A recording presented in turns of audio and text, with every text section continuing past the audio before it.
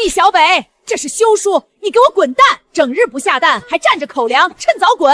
走就走，你当我愿意留下？呸！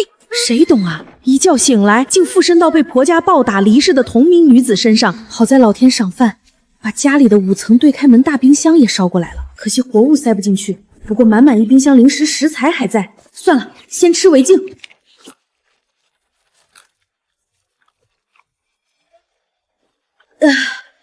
终于吃饱了。这不是季家大闺女季小北吗？掐着饭点回娘家，心思可真够明白的。看她这身板养得这么结实，在婆家指定吃香喝辣，哪能看得上季家那点粗粮野菜？唉，可不是嘛。季家男人常年在外从军，林氏一个人拉扯3个孩子过日子，若不是靠着军饷接济，这一家人早就饿死了。各位婶子大娘，天气这么好，都在这儿歇着呢。一群闲着没事的长舌婆，就等着看别人家的笑话。你怎么回来了啊？心里惦记你们，特地回来看看。是不是跟婆家闹矛盾了？婆婆动手打你了？应该是我多想了，她那瘦小身子，就算跳起来都够不着你脸面，哪里打得过你？娘，弟弟妹妹去哪儿了？去后山挖野菜了，用不了多久就能回来。对了，娘，咱们中午吃啥？昨日婆家来人索要月钱，家里仅剩的半袋小米尽数拿走，如今只有1袋黑面。原本打算混着野菜撑过个月，可亲生女儿回了家，又怎能往外赶？娘，别发愁，我特意带了白面包子回来，等弟弟妹妹回来一起吃。白面包子？老天爷，你婆家日子这般富足，回娘家还允许你带肉包子？回去之后一定要好好孝顺公婆。呸！柳家一家人根本没把原生当人，地里农活、家里杂活全是他一人包揽。他们吃干饭白面，他只能喝清汤稀粥。就算这般劳累，身子依旧壮实，天生就是受苦的命。娘，你干活吧，我去把包子热上。娘，不好了，出大事了！娘，啥事儿？慌慌张张的。娘，姐姐被柳家休了，欺人太甚。爹在战场上豁出性命救了柳富贵的爹，当初娶我姐的时候，口口声声说是报恩，他们就是这么报恩的。石头，你别胡说，大姐在婆家过得好好的，千万别信王二丫的闲话，她就是嫉妒大姐嫁得好。娘，你没事吧？纸终究包不住火。娘，是柳家主动休了我这才回的娘家。我去找柳家讨公道。你这点身板过去，不过是多一个挨打的。身强力壮的大姐都受了委屈，自己去了根本无济于事。可是也不能白白让大姐受这般委屈。放心，大姐心里自有打算。可你被休回了家，往后你弟弟妹妹的婚事可怎么办？就算咱们一家人不在乎，你2叔3叔家的儿女也到了婚嫁年纪，旁人少不了说闲话。娘，何必顾及他们？他们娶不上媳妇才解气。就是。好吃，哥你也吃，吃饱了才能打赢柳家人。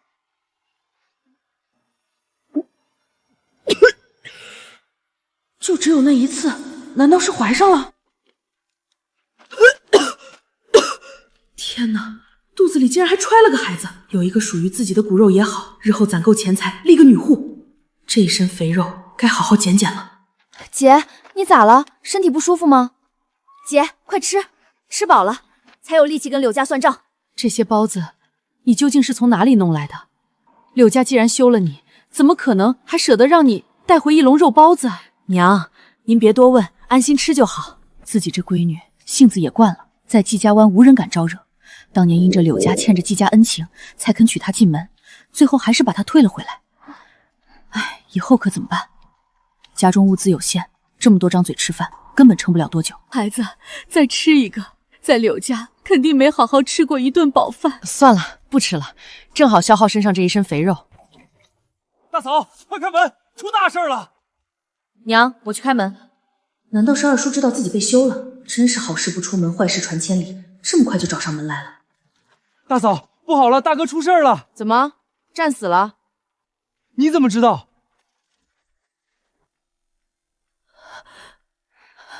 小北，你2叔说的不会是真的吧？你爹去年1整年没寄过一封信，没烧过半分银子，他不会真的出事了吧？娘，你别瞎想，爹要是真的战死，县衙一定会送抚恤金和阵亡文书。咱们啥都没收到，就说明爹好好活着呢。还有你们3个，该干啥干啥去，别打扰娘休息。还好小北回来了，以后再跟老二家吵架也不会任人欺负了。林氏在家呢，季嫂子你没事吧？我看是躲起来了，铁定是他男人季大刘死了。没错，二狗亲口说的，他还能咒自己亲哥，肯定是真的。你们是没看见，季老大家最近顿顿白面肉包子，油滋滋的，那都是拿着季大牛的抚恤金造的。好你个二叔，没在我家占到便宜就到处散播谣言，恨不得我爹出事。还有这群长舌妇，造谣也太离谱。宋婶子，我家出什么大事了？我这个亲生女儿怎么一点都不知道？这全村都传你爹季大牛战死了，你爹才死了。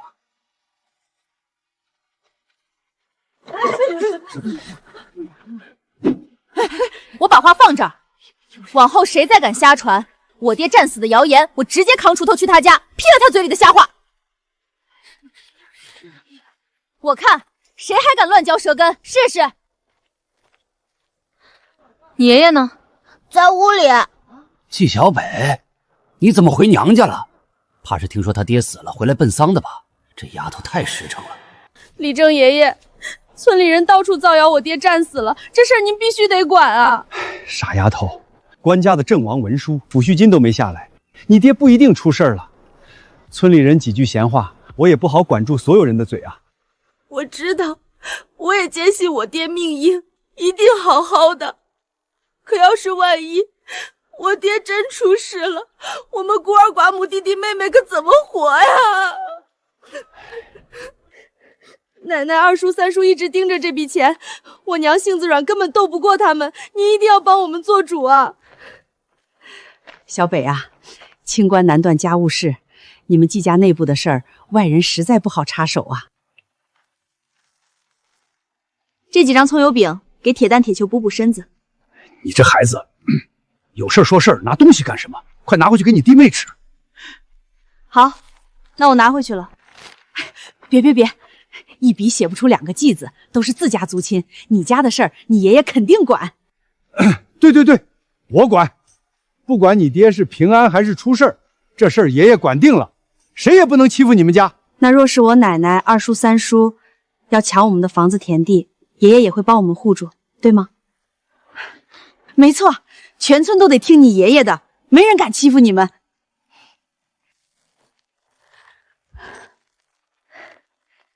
多谢爷爷奶奶做主，饼子是专门给2个孩子的，我怎么能拿回去呢？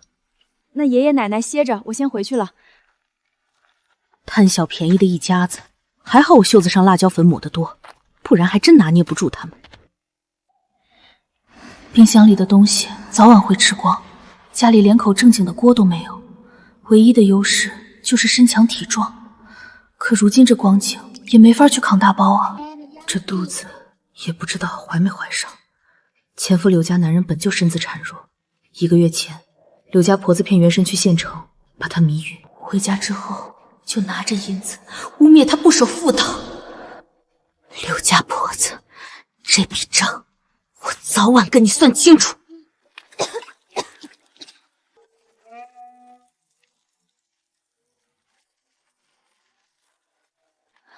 小菊，把黑面糊盛出来，把葱油饼下锅烙一烙。小北，这饼你从哪里弄来的？不想吃，我就全部拿走。小菊，好好琢磨这饼的做法，以后由你来做。大姐，那以后我们天天都能吃白面葱油饼吗？学不会，以后就再也没得吃。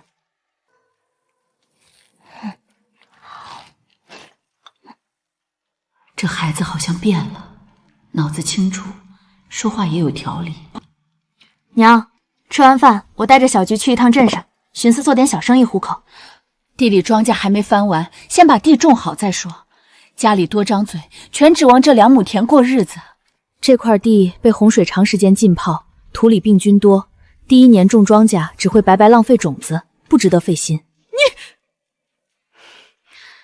顺便我去县衙打听一下爹的下落。姐，镇上好吃的可多了，香得很。你去过？没去过，三丫说的。她上次去镇上买了油炸糕，嘴上油垢留了好几天，都舍不得擦掉。你有钱买？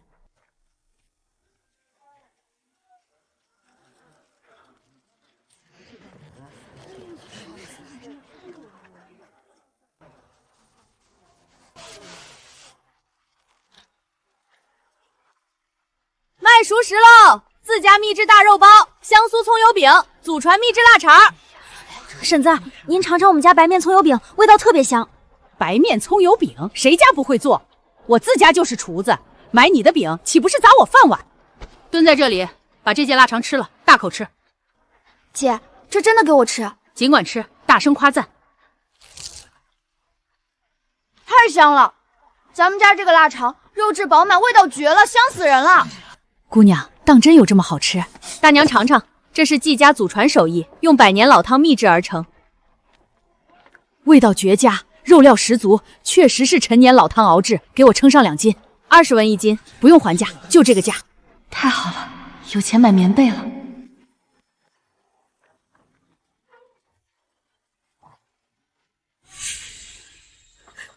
只有妈妈才知道我最爱喝这个酸奶。妈，我好想你。妈妈现在一定急坏了，我该怎么给她传消息？对了，可以写纸条放在冰箱里。姐，你干啥呢？找纸笔。姐姐，咱们家所有人都不识字，哪来的纸笔？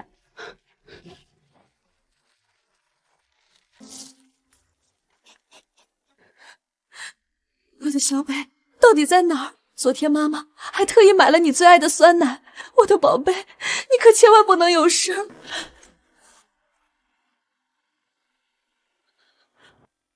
妈，我还活着，纸笔。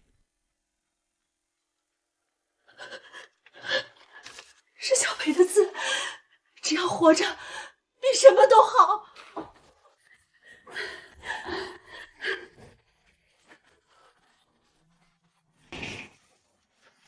宝贝儿，别怕，妈养你。你要是拿走项链，妈立马给你换金锭银锭，绝不委屈你。还以为老妈收到消息给我投喂了，白高兴一场，黄粱一梦。对了，北儿，你爹的事儿打听到消息了吗？镇上没查到线索，过几天我去县里打听。对了，娘，一会儿吃完饭，我跟你们一起下地干活。好。小北，那个木桩就是咱家地界，这一片地都是咱们的。行，那我们分头干，你们弄这边，我去翻地头那边。这地里杂草蒜瓣也太多了点儿，不过无所谓，能干就行。姐，别挖了，那不是咱们家的地。完了，这死丫头把王二丫家的东西全给刨了。啥？这不是咱家的。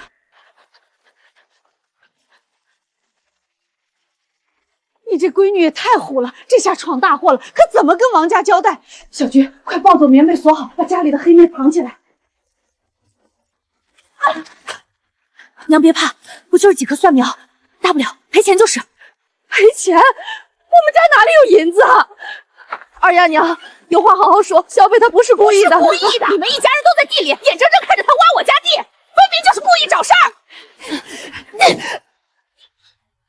二丫娘，好好说话，想动手，我陪你比划比划。大家都看看，挖了我家蒜苗还想动手打人，还有天理吗？别喊了，不就是冬蒜？多少钱？我赔。我家蒜种是从府城娘家带来的，车马费、种苗费算上，最少1两银子。你怎么不去抢？几拱破蒜苗，敢讹1两银子？府城的东西金贵的很，你个村妇懂什么？赶紧拿银子！快去请李正爷爷过来。几棵蒜苗哪值1两银子？明摆着欺负孤儿寡母，太黑心了，纯属讹人。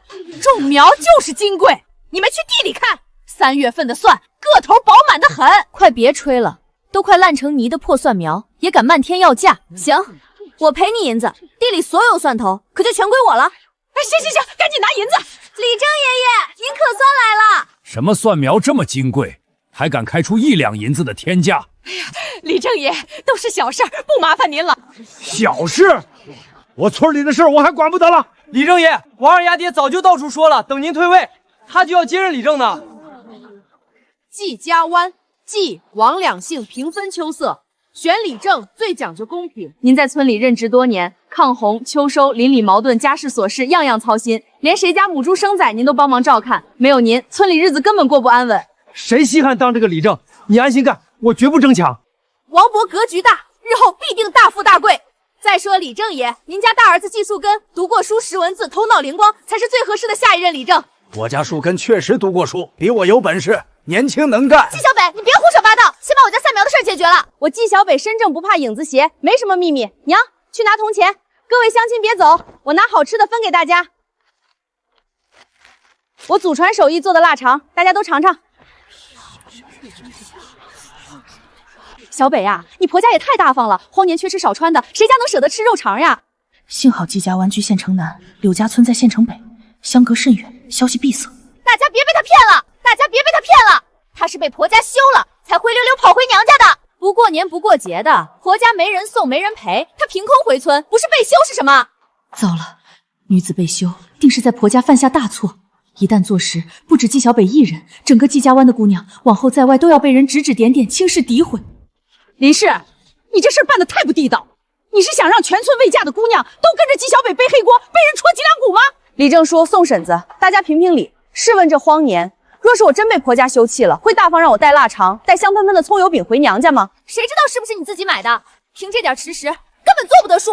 规矩大家都懂，女子被休，皆是男方派人拧送回娘家，颜面尽失。我是独自一人大摇大摆、堂堂正正回来的，何来被休一说？今日必须把话说清楚。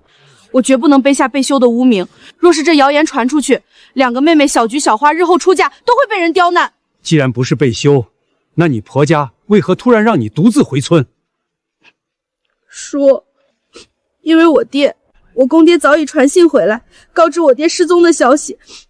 婆母心疼我，特意让我回娘家。谁知二叔提前上门，胡乱传言说我爹已经战死。我公爹说了，爹一行人大概率是钻进山避险了。过些时日，必会有平安的消息。我男人本想送我回来，只因繁忙脱不开身，把我送到磁水镇上，我便自己走回来了。二丫，你实在太过分了！小北遭遇家事，悲痛不已，你不体谅就算了，竟然还当众造谣污蔑人家。就是，心眼也太歪了，难怪迟迟嫁不出去。好孩子，别往心里去，你安心在娘家住下，有我们这帮婶子大娘在，没人敢乱嚼舌根。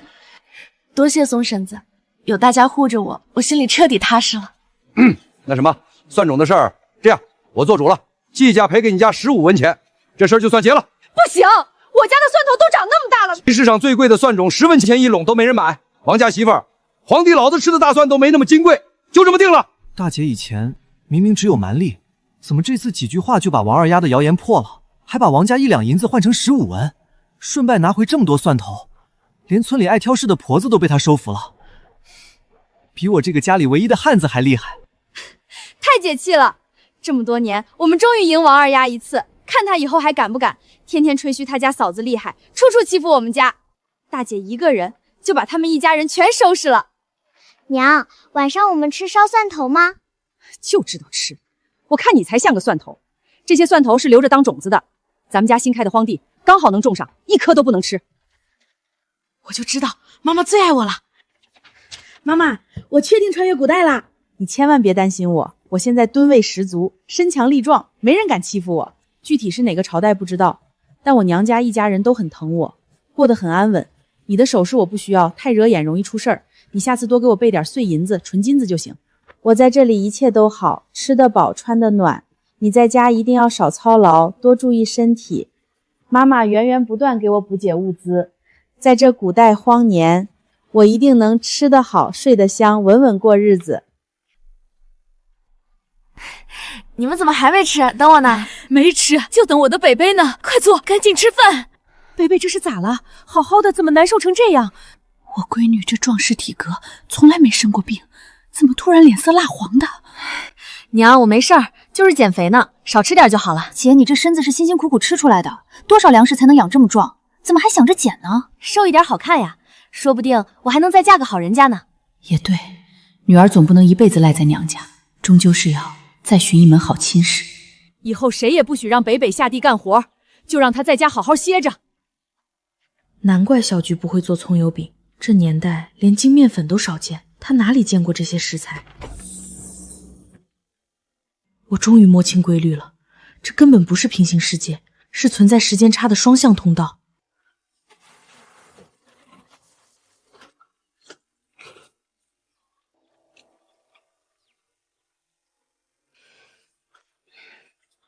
守着万能冰箱太容易长胖，少吃点，控制体型。这孩子金镯子、金项链都不要，这可是限量版，做工多精细，还说在他那边不稀罕。姐，请问需要看点什么？小姑娘，你家有没有小颗的金粒子、银粒子，越小越好？有的姐，这都是做耳饰手串的原料，颗粒超细。这2盒我全包了。金珠一共50克，银珠660克。古代1两等于50克，660克就是13两2钱，这么少。小姑娘，还有没有更多银粒子？姐，今天库存就这些了，下次我给您预留。不会做饭可以学，今天我就亲手做葱油饼。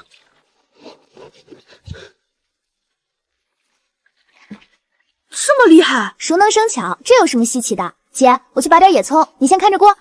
小琪，你很喜欢做饭吗？喜欢有什么用？家里只有黑面野菜，天天都是糊糊汤，再喜欢也做不出花样。姐，快拿盖梨，饼熟了。这盖梨也太不结实了。没事，姐，掰的还挺整齐，照能用。我就说你还是以前那个虎哼哼的大姐。荒年粮食金贵，这满满一摞白面饼得多浪费。娘，昨日宋婶子和李正叔帮咱家解围，仗义说话，我送几张饼过去答谢。贝贝，昨日村里闹那么大动静，你奶奶2个叔叔一家居然半点动静都没有，太反常了。娘，我也觉得蹊跷，这事儿我记着呢，你放心，我出去送饼，顺便探探风声。宋婶子在家吗？哎呀，小北来了！婶子，我家刚烙的白面饼，给弟弟妹妹尝尝鲜。你这孩子这是做什么？太见外了！婶子，昨天多亏你出手帮我，我一个外嫁回来的姑娘，家里没爹撑着，娘性子软，弟妹又年纪小，要是没有邻里婶子撑腰，昨天肯定要被人欺负惨了。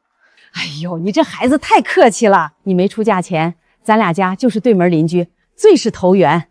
以前偶尔拌嘴都是小事儿，全都翻篇了。以后在村里受了委屈，尽管来找你宋婶子，我给你撑腰。婶子，我就不进屋做了，家里房子挤，我打算收拾西厢房住，家里一堆活等着我干。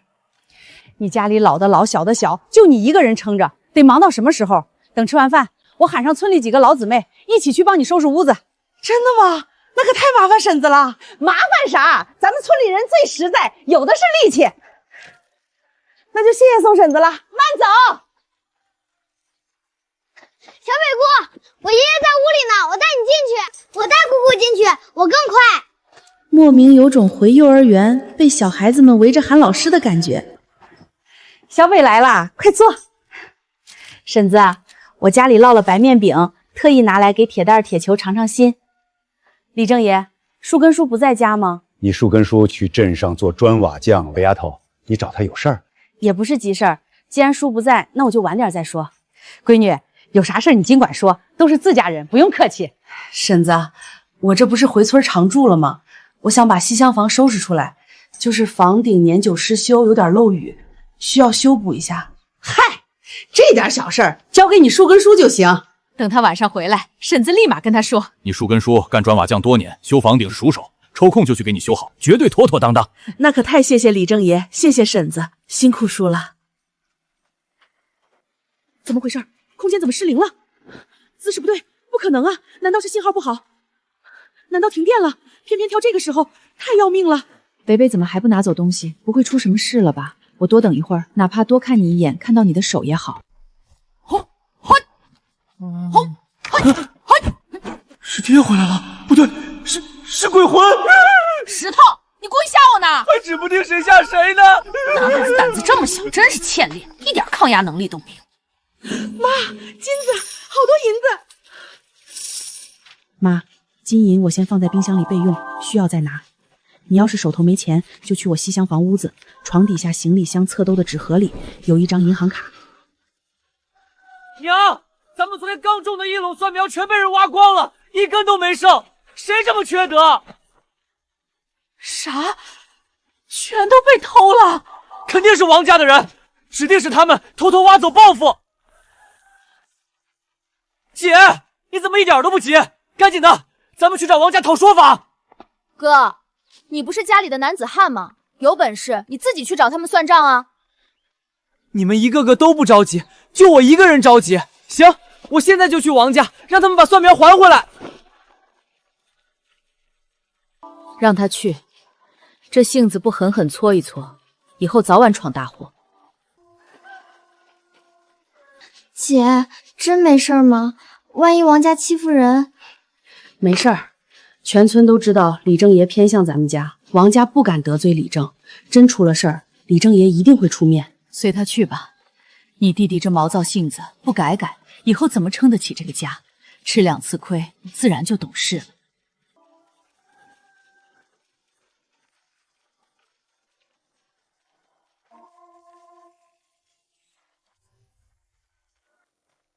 吃亏了吧？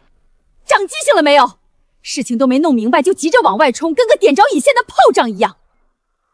娘，别叫我娘，我没有你这么不成器的儿子。往后不管遇上啥事儿，先回来跟你大姐妹妹商量，再敢擅自做主，看我不狠狠收拾你。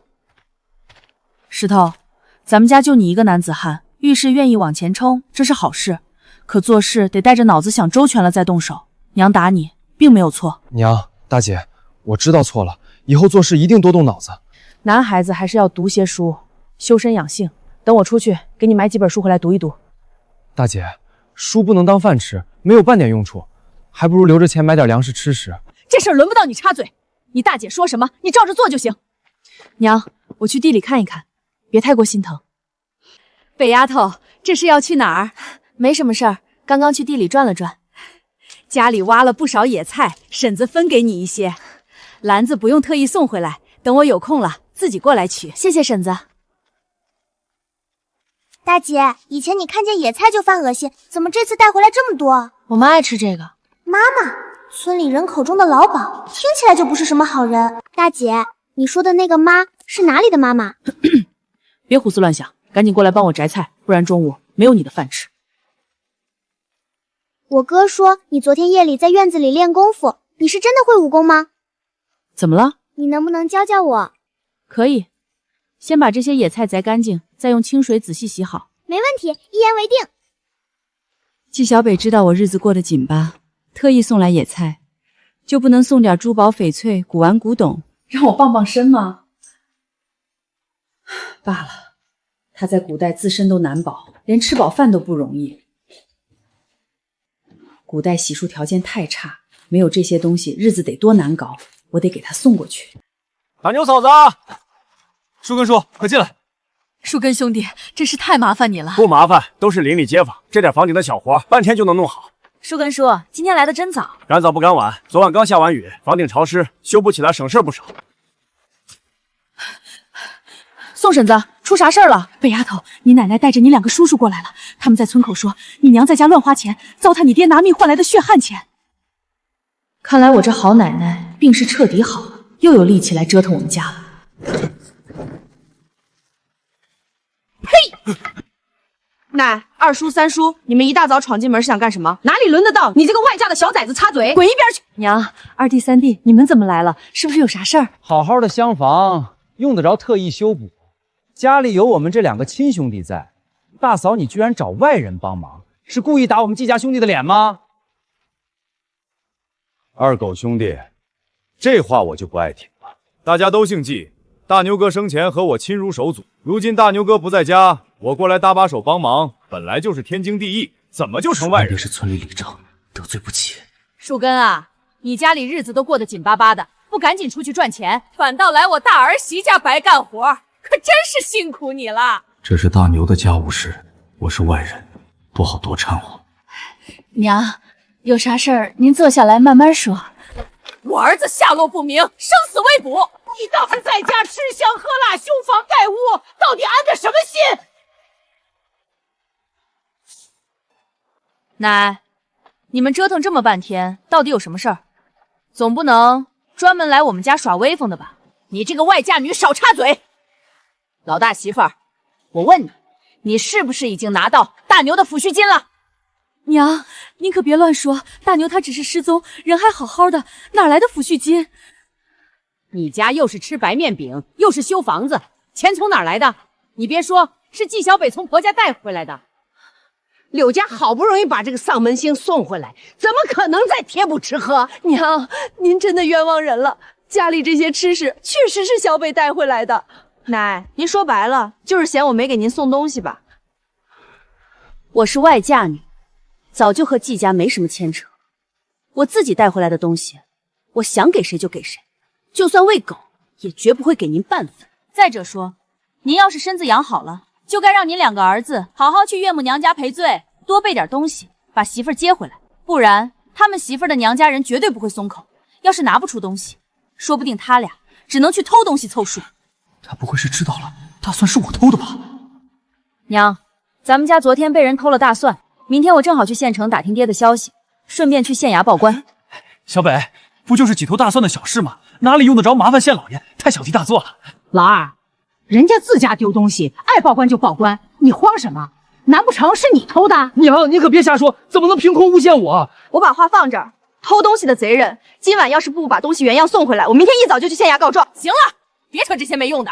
老大媳妇儿，你家现在有吃有穿，赶紧把之前欠下的月例钱还给我。娘，家里早就没有余粮了，之前的小米都被您拿走了。你家的白面饼、腊肠全都给我拿出来！奶，你要是敢抢东西，你就怎么样？谁今天抢我家东西，我就直接拍死谁！娘，咱们还是回去吧。回什么回？你不回去接你媳妇儿了？空着手去人家岳母娘家，能把人接回来？对啊，老三，别忘了，我们今天来的正事儿。不光偷蒜的事要报官，我还要问问县老爷，我爹为国征战，抛头颅洒热血，守护一方百姓，结果妻儿在家被人上门欺压，抢夺财物，官府到底管不管？娘，算了，我们不拿东西了，我们自己想办法把媳妇儿接回来。这可是你说的，绝不拿老大家的东西。我保证，我一定能自己把媳妇儿接回来。坐车不？去县城的车。坐。姐，别坐这个，咱们走到磁水镇再坐车，每人能省下1文钱呢。我懒得走路，你要是想省钱，自己走去镇上。我今早跑了一早上，腿都软了，我才不走。大叔，你这驴也太单薄了，瘦成这样还得拉车干活，真是驴生不易啊。这年头人都快吃不上饱饭了，哪有余粮喂驴？能凑合拉车就不错了。你们将就坐。大叔，你这话说的不对啊，我们又没白蹭车，1分钱没少给，凭啥让我们将就啊？快点走吧，再磨磨蹭蹭到县城都正午了。大叔，快赶车！你家驴都闹脾气罢工了。驴饿了，吃2口草怎么了？这么瘦的驴，你们就不能有点同情心？到了县城还能省点草料。哥们儿，别偷懒了，赶紧赶路。我知道你跟着主人受委屈，吃不饱饭，但你主人收了我们的车费，就得干活，懂不？大叔，赶紧赶车吧，我跟他沟通好了，保准听话。这姑娘看着穿的体面，长得也周长，就是身子壮实了点儿，该不会是脑子不太好使吧？居然跟驴说话。大叔，再试试，这回绝对管用。你凭什么打我的驴？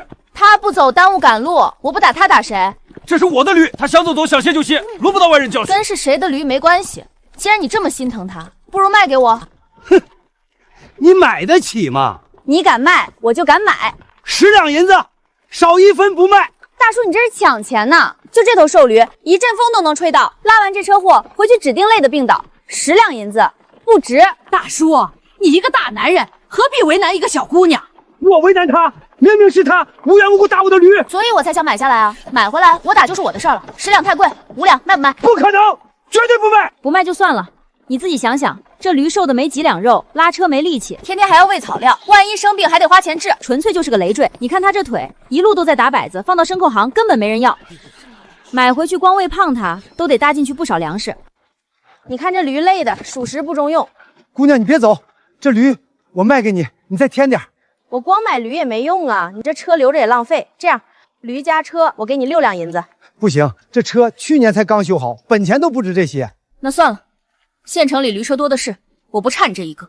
别走，6两就6两，卖给你了。爽快！姐，万万不能买啊！家里所有积蓄加起来也不足2两银子，大姐出手就是6两，她到底哪来这么多钱？小兄弟，我和你姐姐早就谈妥了，这事儿你做不了主，就别多言了。掌柜的，劳烦您帮忙估个价，我这头驴连带马车一共能值多少？你打算出手卖掉？价钱合适，自然就卖。这是一头刚成年的小驴，卡齿品相都不好，只是身形偏瘦，单独一头驴能值8两银子。凭空就能净赚2两，还不算马车。若是连同马车一起呢？马车木板太薄，不耐用，驴驾车最多9两银子。多谢掌柜长眼，驴和车暂且寄存在这里，我们进城置办东西，除去喂驴的草料钱，剩下的您拿去打酒。放心便是，我让伙计好好喂饱它，再给毛驴洗刷干净。姐姐竟然平白多给掌柜5文钱，咱们家本就不宽裕，实在太浪费了。走不走？姐，咱家这般光景，置办驴车根本没有用处。用处自然是有的，你忘了咱们花了多少钱买下的？6两银子。6和9，哪个数目更大？9比6多，咱们足足赚了3两银子。姐，咱们接下来去往何处？典当行。姐，我以后事事都听你的，再也不顶撞你，只求你别卖我，我不想离开娘和这个家。想通了，还摆着一张臭脸吗？不了，再也不敢了，我一定乖乖听话。记住，不该打听的事情别问，不该看到的东西装作一无所知。走吧。求求姐姐，别把我典当出去，我舍不得家。求求姐姐，别把我典当出去，我舍不得家。你这混小子，浑身上下没2两肉，论斤售卖人家嫌肉少，论个售卖又没有品相，谁会花钱买你？姐姐，你真的不打算典当我？你分文不值，压根无人问津。你就在此处等候，我片刻便出来。姐，我跟着你一起去。老天爷，这么多金子！小哥，这些金珠能兑换多少银子？客官，这批金子成色特殊，我必须禀报掌柜亲自查验。坏了，难道是金珠纯度不够，买到了假货？姑娘，这些金珠从何处得来？掌柜，可是有什么问题？这批黄金纯度不足，不能按照1两黄金兑换10两银子的规矩，需要扣除杂质重量，只能打7折兑换。我知道现在金珠纯度达不到古时标准，没想到差距这么大。客官留步，请等一等。反悔想加价收购，我偏不卖给他。皮毛，皮毛，我不是故意的，小兄弟，对不起，真的对不起，你赔我裤子，你赔我裤子，明明是你们一直跑，我才追的。不追我们，怎么会发生这种事？是你姐姐拿走了我们店里的皮毛。好你个小白脸，当众扒我弟弟裤子，还敢骂人！这姑娘力气也太大了，这一拳下来，我半条命都得没了。完了，情急之下把人家当铺的首饰毛毡顺手揣兜里了。小嫂子，我第一天带掌柜丢了东西要被东家责罚的。呸！谁是小嫂子？叫姐姐。是姐姐，对不起，是我嘴笨。看你年纪不大，这就当掌柜的了？我17岁在当铺当学徒，今日首次临时当掌柜。马六甲，我真不是故意偷东西的，纯属误会。你扒了我弟弟裤子，我俩扯平，互不相欠。那我裤子开线了怎么办？小兄弟，你要是不嫌弃，我让我娘帮你缝补好。算了，我们回去找根草绳临时拴住就行。对了，我这金珠卖给你，你给我算个高价。姐姐是痛快人，我给您打88折，1两金子换8两银子。成交。店里还有粮食吗？客官，实在抱歉，如今粮食紧缺，要提前预定，今日定，明日才能提货。粮店不是随时都有粮吗？城里大户都在疯狂囤粮，粮价跟放炮仗一样，蹭蹭往上涨。现在粮价多少？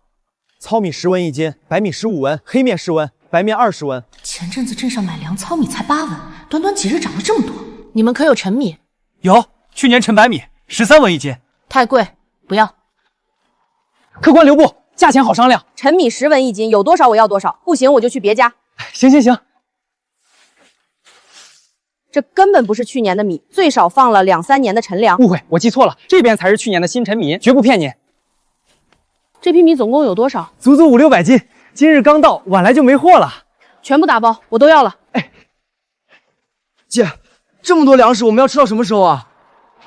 粮价以后只会更贵，必须多囤。刚好咱们新买了驴车，正好拉回去。还是女客官有远见，小兄弟多跟着学学。粮食帮我装好，搬到店门口，我稍后过来拉。好嘞。姐，车马好像不是这个方向啊。先去前面转转，去帘子后面试试。姐，不用，我回去补补就好。快去试，穿着吧。老板，旧裤子帮我包起来。姐，天黑了，让毛驴快点走吧。你想全村人都知道我们家囤了满车粮食，想让老宅那群人上门抢粮？对对对。娘，开门！你们怎么才回来？这驴车是……小菊，快叫娘出来搬粮食。这是谁家的粮食？怎么卸在咱们家门口？娘，是我买的，快搬进院子。你们不用疑惑，买粮的钱是我自己的。如今县城粮价疯涨，一天一个价，我买的都是优质陈米，不影响食用。北丫头，难道饥荒又严重了？目前不确定，但县城大户都在疯狂囤粮。我买了700斤，省着吃，足够咱们全家吃到明年。娘，咱们得抓紧藏粮。对，这么多粮食绝对不能外露，一旦被老宅那群人知道，必定上门抢夺。咱们后院，你爹当年挖了一个隐秘地窖，从来没用过，没人知道。太好了，这回就不怕有人发现了。不错，折腾一天了，赶紧睡觉吧。原来这驴车是来纪小北家的。咱们村昨夜里谁家来客人了？这车印子又深又重，8成是来串门的亲戚。大半夜赶来，是出了什么事吧？我知道，是纪小北家的人。二丫，是不是纪小北男人来接她走了？哎，小菊，你家到底谁来了？驴车是从县城亲戚家接来的。我就说嘛，根本不是你姐夫来接纪小北。你们家还有县城亲戚？以前怎么从来没听你们提起过？人家有亲戚，凭什么事事都要告诉你？不跟你们说了，我要回家吃饭了。家门口有空地，正好修建驴棚，驴车也无法开进院子，位置刚刚好。不行，驴棚建在院外，没有院墙遮挡，万一被村里人偷走，损失就大了。没有院墙，咱们就修筑一道院墙，门口空地与后院荒地空间广阔，一并围起院墙，既能圈住空地，后院隐秘的地洞也能更加安全。大姐，还有一件事，咱们总一口一个瘦驴叫他，实在不好听。他虽然身形瘦小，但也是家里新添的成员，应当给他取个正经名字。说得对，叫跑跑怎么样？要不叫大嘴，多顺口。俗气，太难听了，就叫季德才。季德才？他现在瘦弱，不代表一辈子弱小，更何况是他拉着满满一车粮食归家，这份功劳完全配得上德才2字。这个名字好。也姓季吗？对，就这么定了。冰箱里存的肉得省着点吃，虽说有亲妈接济，但是时间一长也不是办法。上山碰碰运气，看看能不能寻些野味儿。小北呀，都正午了，你上山干啥去？我弟弟去山上砍树枝了，上山看看他。娘的，整片竹林都被挖空了，要是能抓几只竹鼠，正好炖肉解馋。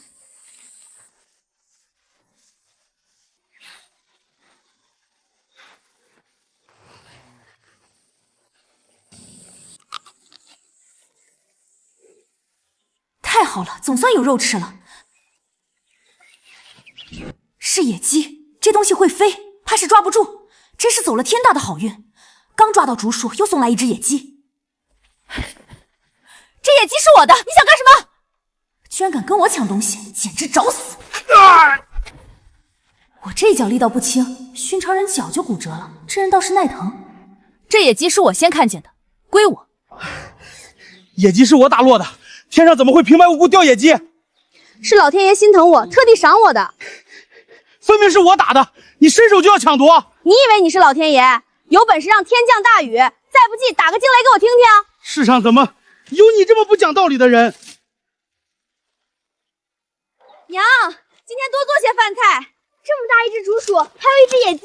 小菊赶紧烧水，竹鼠搭配野鸡，加上干萝卜一起炖煮，锅边贴玉米饼，再配上米饭。贝儿，竹鼠很难得，不如拿到镇上去卖掉，能换不少银钱。娘，这只咱们先吃掉解馋，下次再抓到野味，我拿去镇上售卖。娘，东西都是大姐辛苦抓到的，就听她的吧。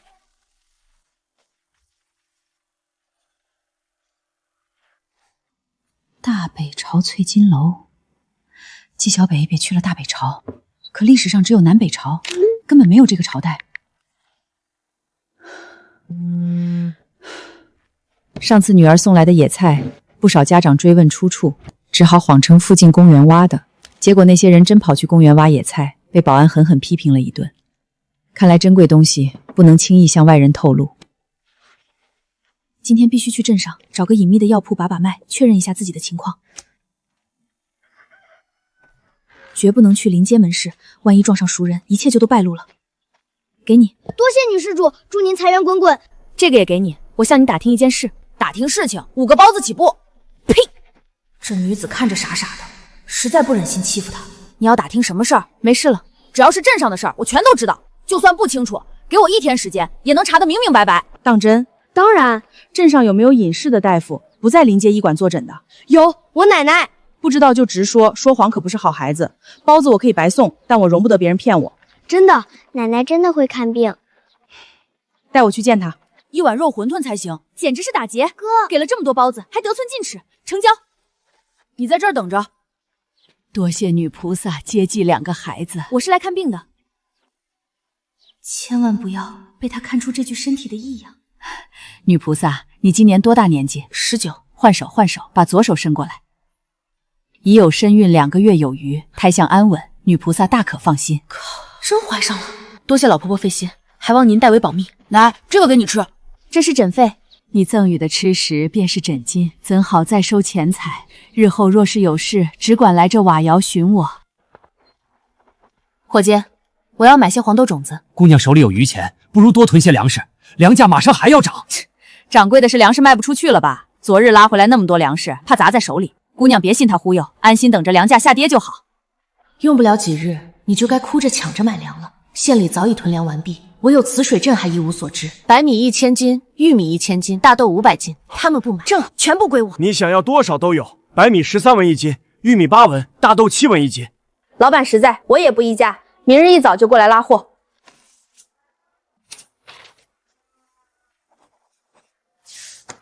这么一会儿卖出数千斤粮食。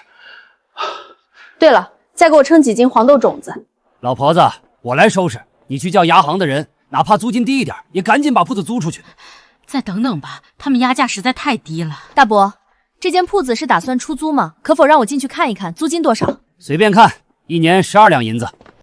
以前就是靠这间铺子养活一家老小，前面招呼客人，后面还能做饭。大娘，那怎么准备搬走了？我们老2口只有1个女儿，远嫁府城，来信催促我们前去团聚，这才打算处置祖产的。大伯、大娘，若是愿意出售铺子，我直接买下；若是只出租，长租3、5年都可以。我们打算出售，屋内所有物件一并赠送，一共50两银子。姑娘，我们看你心地善良，日后必定大富大贵。祖产交给你，我们放心，降价5两，45两银子卖给你。铺子给我留着，明日我带足银子过来，咱们一同去牙行立下契约。果然是大户人家女子，做事干脆利落。看她气度，想必根本不在意这5两银子，早知道就不降价了。北丫头，你怎么跑到地里来了？我去山脚下溜达一圈，千万别进深山，山里不安全。明天买铺子的钱还没有着落，到底从哪儿凑？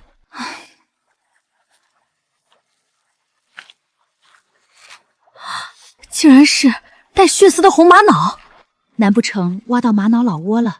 不知道在这世道值不值钱。小北姐，你在找什么？没什么，挖着玩呢。姐，竹林里真的有竹鼠吗？村里人都在拼命挖。原本是有的，不过早就被他们吓跑了，如今一只也不剩。谢谢姐。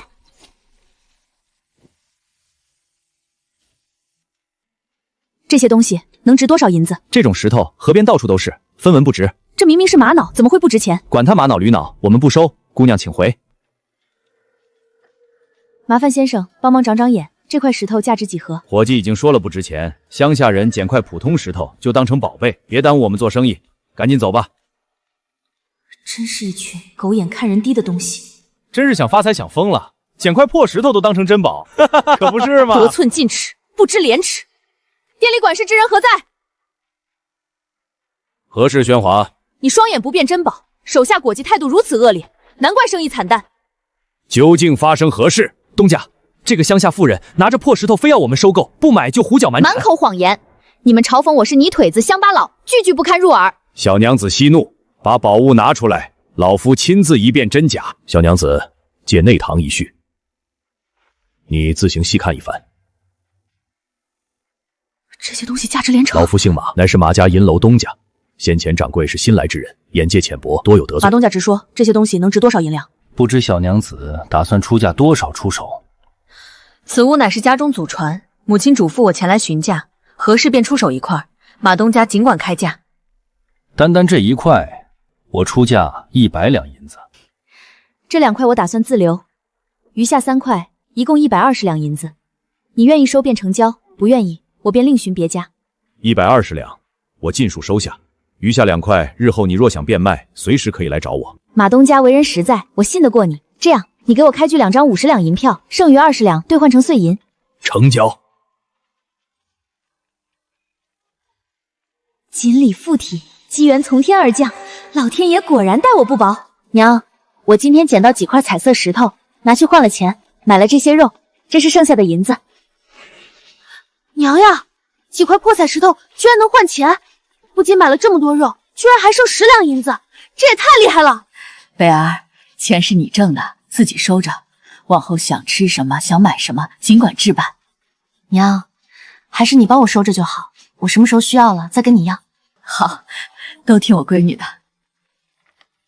娘，你放心，我们往后的日子一定会越来越好的。娘，你怎么哭啦？难道是馋桌上的肉啦？我去那边看看热闹。娘，出事了！王家出大事了！慌慌张张的像什么样子？一点都不沉稳，慢慢说。哥，你再磨磨蹭蹭不说，我可去睡觉了。娘，王二丫带着她2个嫂子偷偷进山迷了路，刚刚才被村里的汉子找回来，差一点就被野狼叼走吃掉了。天哪，他们胆子也太大了！姐，你把那只金钗带来了吗？带来了。对了，小蔡，今天店里新到的金珠、银珠数量多不多？有的特别多。姐，你先把金钗拿出来给我看看呗。你这孩子怎么回事？脸色这么差，表情怪怪的，是不是遇到什么麻烦事儿了？没有，我就是听说你的金钗特别好看，想开开眼而已。行，给你长长见识。这可是我闺女专门给我买的新款金钗，花了不少钱呢。你说我一个开跆拳道馆的，平时练拳练武，带着这么精致的金钗，还真有点不合适。就是它，这就是我们店里前几天丢失的那只贵重首饰。你们干什么？抓错人了！老实点！发生什么了？前段时间，一名 cosplay 爱好者在这家金店定制了一枚工艺繁复、价值高昂的专属金钗。金钗制作完成，存入库房后，突然离奇失窃。经调查，就是这只金钗。不可能，绝对不可能！这是我女儿买给我的！你们这是诬陷好人！我女儿失踪的时候，这枚金钗根本还没做出来。那只金钗明明是我在典当行花钱买下的，怎么会是现代金店失窃的赃物？姐，你今天怎么起这么早？是不是出什么事了？贝儿，这是怎么了？一大早的心神不宁。娘，我要出一趟门，去县城。去县城？出什么事了？没事的，我就是去看看有没有合适的生意可做。石头，你跟着你姐一起去，路上也好有个照应。季德才，你一会儿老实点，敢偷懒耍滑，我姐直接把你扔下悬崖。石头，你不用去，昨天刚种下豆子，今天留在家里帮娘浇水。姐，我还是……姐，等等，拿让我给你的，手里有钱，出门遇事不用慌。我没事儿，就是在家闷得慌，去县城溜达溜达。你们回去吧。开门，开门！谁？别喊，真不是来闹事儿的。这个小白脸叫啥海贤来着？英吉利海鲜不对，麦哲伦海峡也不对，东非大峡谷还不对，马六甲海峡是他。马六甲，别紧张，我有事儿问你。你究竟有何事？竟然直接破门而入？你家这门实在破旧，不结实。我想问你，前几天我买走的那只金钗来路是哪里？那只金钗是死当，咱们当铺所有进出物件都有账本记录。找到了，1年前一名妇人前来典当金钗，当了200文钱。好家伙，压在库里1年，转手就敢卖1两银子，开当铺果然暴利。行了，没事了，多谢你。你大老远跑过来，就只为问这件事儿？你怎么在铺子里睡觉？后院住着东家的小舅子，我没有住处，只能暂且睡在这里。东家已经任命他做新掌柜，我今日就要离开当铺了。才上任没几天，你就被辞退了？我不是正式掌柜，只是代理掌柜而已。怎么回事？有劫匪打劫！老板，你家门板质量太差，我就敲了2下，它自己就倒了，该好好修缮一番了。这扇门平日里我和妻子两人合力才能挪动，这个女子力气居然这般惊人。女壮士不必劳烦，我自己来便可。也罢，没事了，我先走了。一大早害得你受了惊吓，心里过意不去。你要去往何处？我顺路送你一程吧。你打算去哪儿？把我送到街口就可以。不回家吗？我记得你之前说石头裤子破了，要回去让你母亲缝补。不回，母亲还不知道我丢了差事，我得重新找一份活计才有脸回去。你读过多少年书？7岁开蒙，苦读数载。会算账记账吗？精通。我家里缺少一位教书先生，你愿意来试一试吗？你是想让我教你读书？此人脾气暴躁，性子根本静不下来，给他教书，怕是会有性命之忧。不是教我，我有一个弟弟2个妹妹，你专门教导他们。每月1两银子，包吃包住。可以，这是3个月的薪酬，你先收下。多谢主子。别叫主子，乡下不兴这个称呼，我叫纪小北，你喊我小北姐就行。是，小北姐。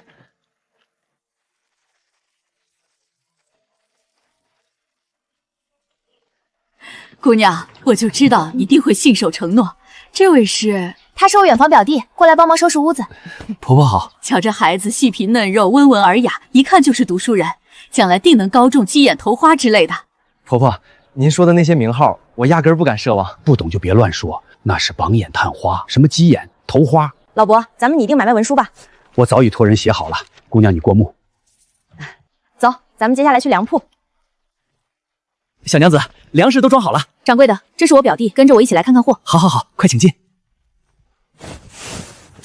掌柜的，你这批货的成色可不怎么样啊。话不能这么说，我给你的价格本来就不高，已经是实在价了。掌柜的，再过1个月，县衙就要开仓放粮，等新米上市，你这批陈米只能砸手里。我今日大批量拿货，白米每袋再便宜2文，我照旧按昨日定的全数拿走，你看如何？不行，再便宜2文，我真是1分钱不赚，纯赔钱了。别走，小娘子，我卖给你就是了。这就是简简单单搭把手，劳动强度也太大了。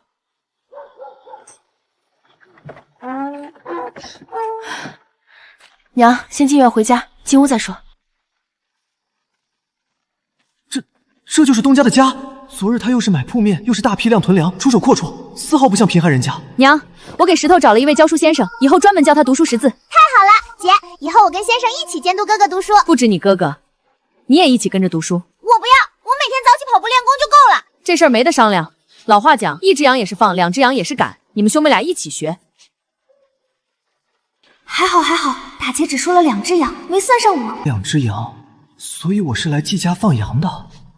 大家认识一下，这是我从县城请来的教书先生海霞。是马海霞？不对，我叫马六甲。马六甲，6甲7甲的，这名字也太土了，还是海霞好听，跟咱们村里的小媳妇儿名字一样，多顺口。对，季海霞，这名字好听多了，就叫海霞先生。不是的，我不姓季，我姓马，我是马六甲。海霞呀，别站着了，快进来吃饭。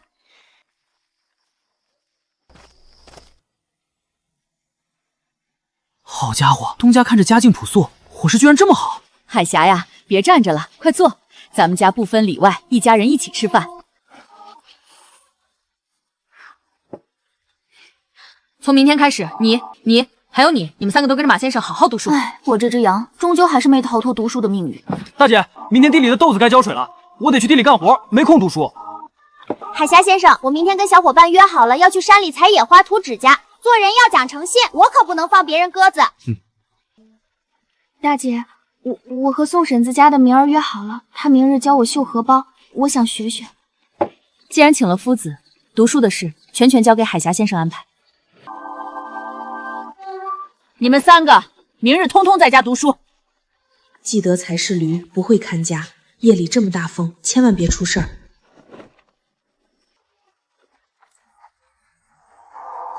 这是沙尘暴！德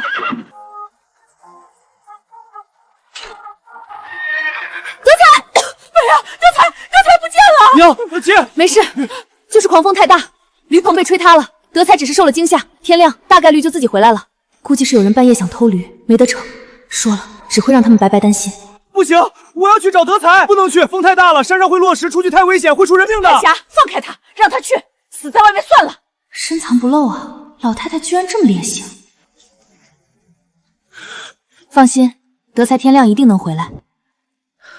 小北，你那只金钗是真正的古董，价值不菲。因金钗被金店误会偷窃，妈妈被带去调查，后经专业机构鉴定为古董，误会彻底解除，金店当众道歉。如今已有古董商主动联系洽谈收购。没事就好，没事就好。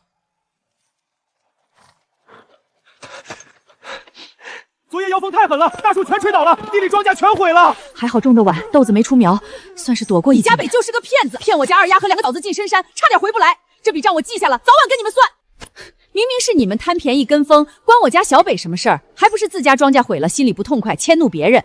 德才身子弱，太瘦了。树根叔，你可千万别让他拉太重的东西。我晓得，这么瘦的驴，我可不敢使劲使唤。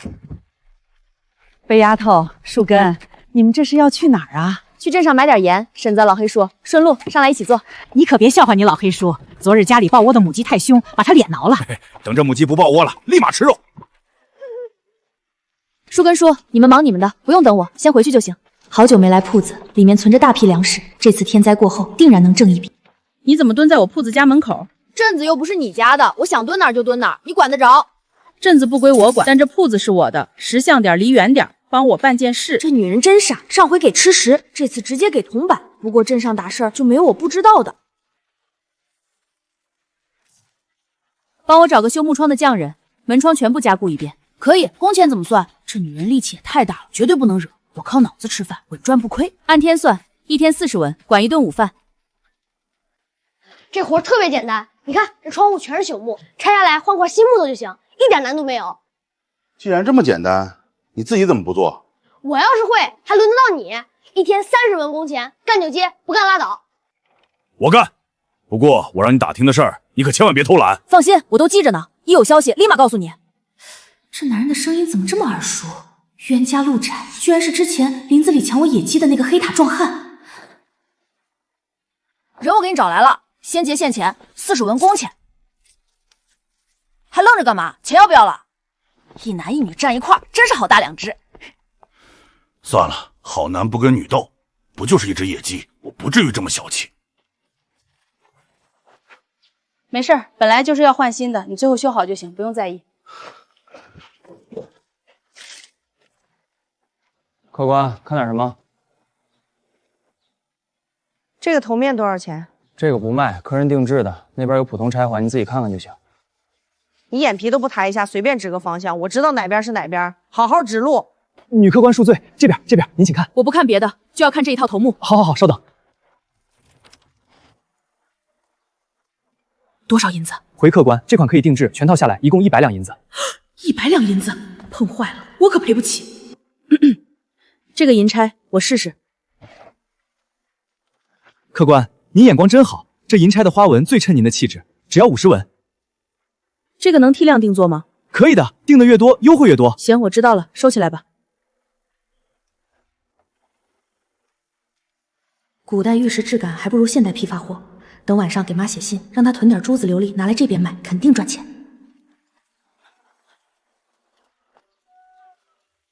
快点排队，再晚就没粮食了。快点，我家都要断粮了。大叔，不是说县里开仓放粮吗？怎么还这么抢？谁知道真假？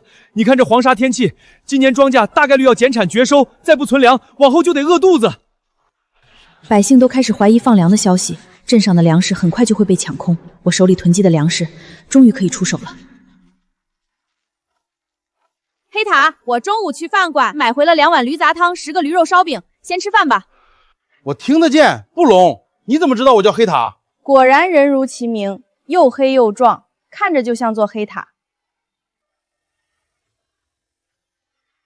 这个女人看着凶，倒是比旁人聪明不少。姑娘别紧张，我没有恶意。就你这悍笨身手，真打起来未必打得过我。你里屋藏的东西越拖越险，我有路子可以帮你卖掉。你是谁？你们到底是什么人？就是我，没别人。你前几日在街上大肆囤粮，全镇的人都看在眼里，卖给你粮食的商贩也都心知肚明。知道了，多谢提醒。你这批粮食，我能帮你翻2倍价格卖出。什么条件？简单，卖粮所得的利润，我们1人1半。少赚1半银子，但能省去风险和麻烦，这笔买卖不亏。可以。不怕我拿着你的粮食直接跑路？做生意怕可不行。后天午后我过来，会有人上门清点交易。小北，慢一点儿！哎呀，要点散架了！书神跑了一天就买了这么点。北丫头，你是不知道，镇上粮食都抢疯了。要不是你提前提醒我们，连这点粮都抢不到，排队的人从街头排到街尾。是啊，能买到就万幸了。我也只是听了些风声，随口一提，也不知道后续县里的救济粮能不能顺利发下来。呸！别指望了，我听粮铺的人说，县衙粮仓早就空了。老婆子闭嘴，这话可不能乱说，要惹祸的。怕什么怕？当初要不是我把你脸抓花，逼着你去买粮，现在全家都要饿肚子。你们真去镇上买粮了？怎么不等县里开粮仓放粮啊？家里快断粮了，先买一袋应急。不过你们是不知道，镇上全是抢粮的人，热闹得很。爹，现在镇上粮荒，大家都在抢粮。看来这世道是真的不太平了。老婆子，把家里存的闲钱都取出来，明天一早我再去镇上多囤些粮食。娘，我打算把村外那块荒野山坡买下来。北丫头，万万不可！那坡地土薄不长粮，纯糟蹋银子。娘放心，肯定没问题。唉，罢了，娘拗不过你，我先去瞧瞧那片山坡。大嫂在家吗？是你二婶儿，她来做什么？当初他们把我们赶出老屋，还动手打我，现在听见这声音，我心都突突跳。我去开门，我去。娘，怎么躺门板上来了？大嫂，娘重病缠身，你是老大，今天必须由你们家管。这么多年，一直是我和二嫂伺候娘，你倒是躲清静。如今娘身子垮了，该轮到你们尽孝了。装病上门讹人，这套把戏倒是熟练。好家伙，才分开几日，大嫂家日子过得这么滋润，还藏着年轻外男。季大牛不在家，真是反了天！死丫头，想摔死我！娘，你看，大嫂私藏小白脸。在下只是暂住，老夫人，此事与我无关啊。奶奶，你不分青红皂白污蔑我娘，还冤枉马先生。娘，这是咱们远房表侄子，过来借住几日，不是外人。什么表侄子？我从没听过有这门亲戚。奶，你不是说身子不舒服，病了吗？先歇一歇。没错，我重病缠身，以后就住你们家。西厢房不是收拾好了，我就住那间。可以，只是咱们家日子清贫，你可别事后反悔。娘，你留在老大家，以后天天能吃腊肠、竹鼠肉，享清福喽。把我随身物件都搬去西厢房。先别急着搬东西，有件大事，我昨日去县城，刚打听出来，你们怕是还不知道。什么事儿？难不成是大牛有消息了？爹随军打仗失利，带着一队人逃进深山，至今下落不明。县衙说了，私自逃离战场等同于逃兵。逃兵？那会怎么样？限期1个月归队，余期全家发配北疆，女子发配军营做饭喂马，家中男丁全部充军，干最苦的差事。石头年纪小，怕是也逃不掉。你胡说八道，拿这话糊弄谁？这是县衙文书，上面有县太爷亲笔落款，你自己瞧瞧。这不是我昨日抄写文章的草稿，怎么就成了文书？娘，三虎不能去充军啊！他要是走了，我和孩子可怎么活？娘，二狗身子单薄，去北疆定然活不下来。站住！咱们还没正式分家，户籍依然归为一户。就算你搬回老屋，官府追查下来，全家都要受牵连，谁也跑不掉。二媳妇，快去喊李正，今日就分家，把咱们2户户籍拆开。奶奶，不能分家，分家也要一起发配北疆。你之前答应我，手上银镯子要送给我的。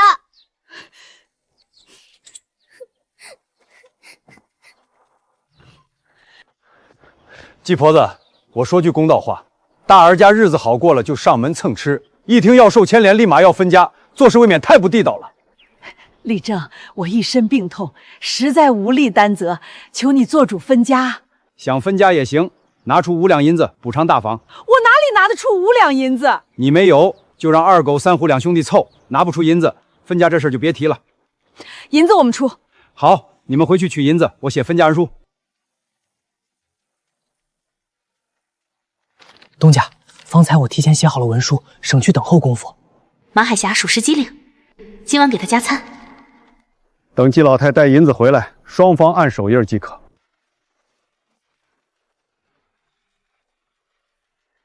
我明日去县衙报备，办好之后分发新户籍，从此两家各不相干。两个白眼狼，等回家看我怎么收拾你们！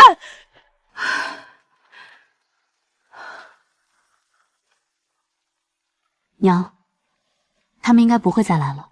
一会儿我去一趟镇上。快点儿，晚一步粮食全被抢光了！等等我鞋掉了。平仓告示昨日才下来，这么快百姓就扎堆抢粮了？大婶，等一下，大伯，你们都往哪边赶？还能去哪粮去？小姑娘别挡道。糟了，我囤的粮食还没出手。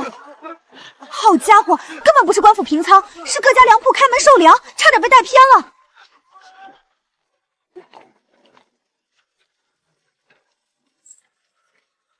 这身段绝了，想来就是黑塔说的收粮大客户，妥妥有钱人。黑塔，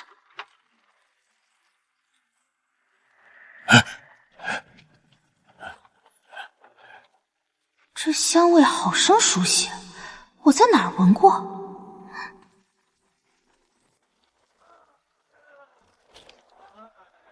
原来那沉香是这位公子身上的，味道倒是好闻。你也看了，镇上粮铺全都被百姓哄抢一空，我这批粮食现在可是紧俏货的。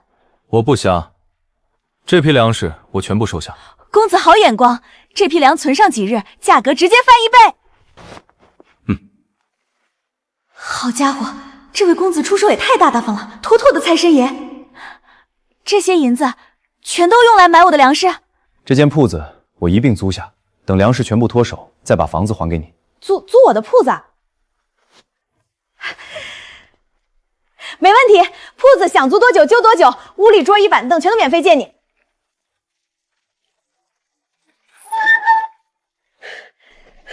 整整160两，有钱人的银子也太好赚了。坏了，光顾着开心，跑错路了。没事儿，走错路，咱掉头往回走就行。怎么了？山里有猛兽？我的亲娘哎，合着是德才遇上心上人了，好歹是个母驴，矜持点行不行？再心急也稳住，瞧你这点出息。去吧，别玩太久，早点回来。最近胃口睡眠都格外好，想来是身子安稳了。季德才真有你的，约会还拐了对象回来。好家伙，你们俩撒狗粮，就我一个单身。以后就跟着我们干活吧。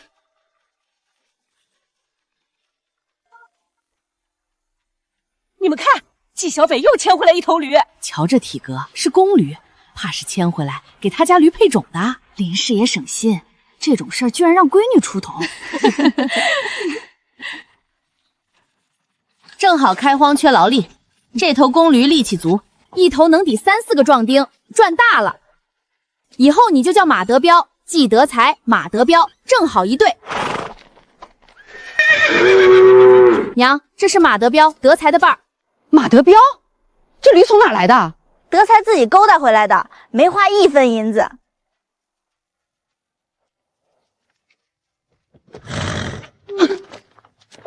姐，你花钱买的驴吗？不是买的，德才领回来的，他俩是一对儿。哈哈哈，德才太有才了！马先生，快过来！先生，这头公驴叫马德彪，是德才的夫君。凭什么和我同姓？和先生同姓是他的福气，也是先生的体面。刮大风那夜，门外的动静根本不是贼人，是马德彪翻山来找季德才，高大野驴终究栽在自家母驴手里喽。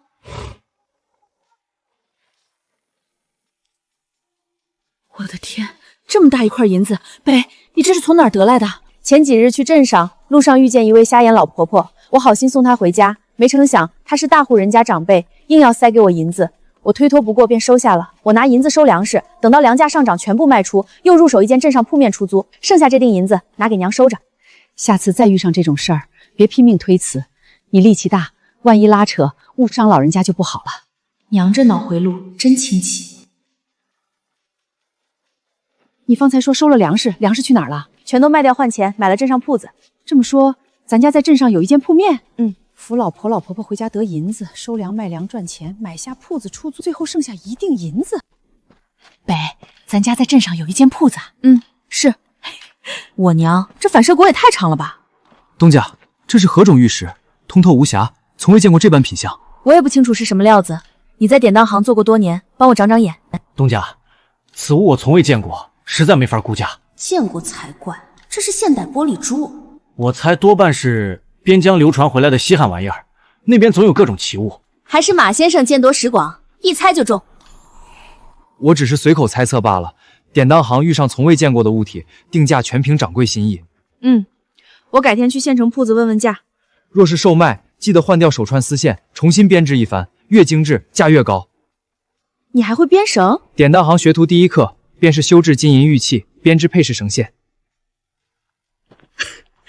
马海霞深藏不露啊！喂，你一个人乐啥呢？没事，娘，就是想到点开心事儿。你最近是不是开荒太累，脸看着小了一圈，可你饭量反倒比从前大不少，腰身都粗了。娘，我最近吃的多，裤腰紧了，有空你帮我把裤腰放宽些。大嫂，我能不能来荒山帮你们干活？昨日听说村里汉子给他们开荒，一天挣15文。开荒买地全是小北拿的主意，我做不了主。那我能不能跟小北说两句？三叔想来干活可以，但必须跟老吴奶奶、三婶说清楚，他们不反对，你才能过来。好，我回去和家里人商量。北，顾谁都是顾，你三叔人老实。娘，三叔性子木讷，凡事做不了奶奶和三婶的主，真雇他过来，老吴那群人只会借着他不断上门找麻烦，好不容易彻底分家，别再有牵扯。娘心肠太软，往后凡事我都听你和小菊的。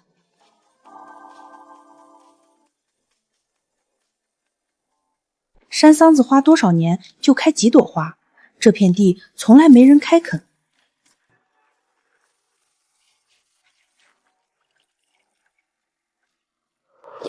青田干裂，居然藏着一眼山泉。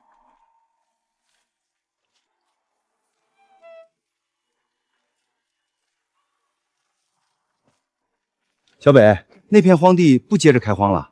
树根叔，那块乱石多，杂草难清理，先放着不开。也好，整片山荒地面积大，你一人也种不完，留一块备用。以后搬乱石把泉眼围起来，没人能发现。就算今年大旱，山泉在手，根本不愁。婶子，找我有事儿？小北，你哪天去县城买菜秧，叫上我，我也买点种菜。没问题，婶子，我有事儿想麻烦明儿。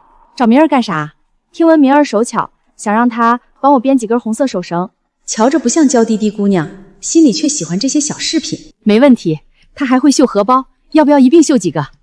我这双手粗笨，哪里会绣花，就不折腾了。说起来，你皮肤越来越好，比刚回娘家那会儿气色强太多了。都是娘每日悉心照料的缘故。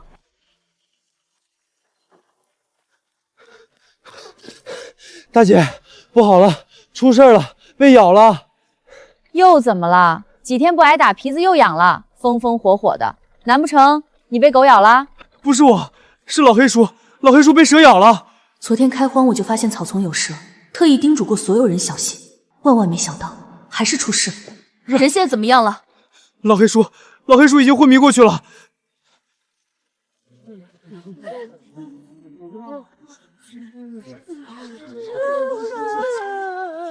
小北，你可算来了，你黑叔怕是不行了。太吓人了，前后还不到一顿饭的功夫，皮肉都黑了。这蛇毒性也太烈了。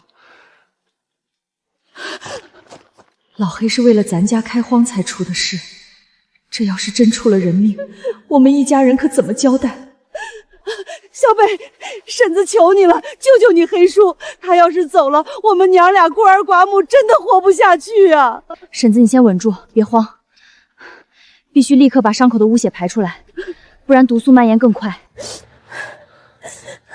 石头，你现在立刻回家，把德才、德彪套好驴车，快速赶过来。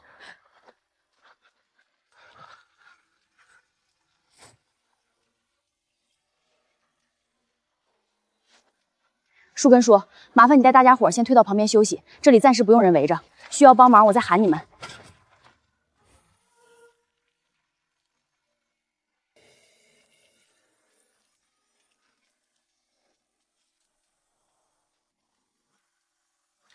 还好有冰箱里妈妈准备了解蛇毒的特效药，老黑叔这条命算是保住了。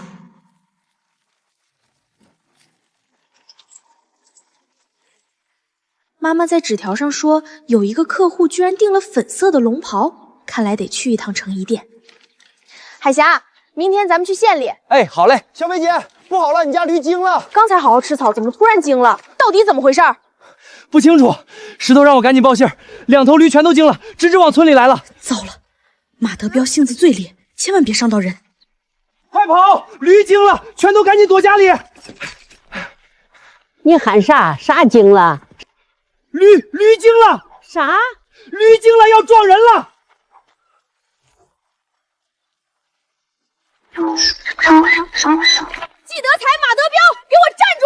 停下！该死的！树根叔，到底怎么回事？不知道啊，刚刚还安稳吃草，突然就疯了一样。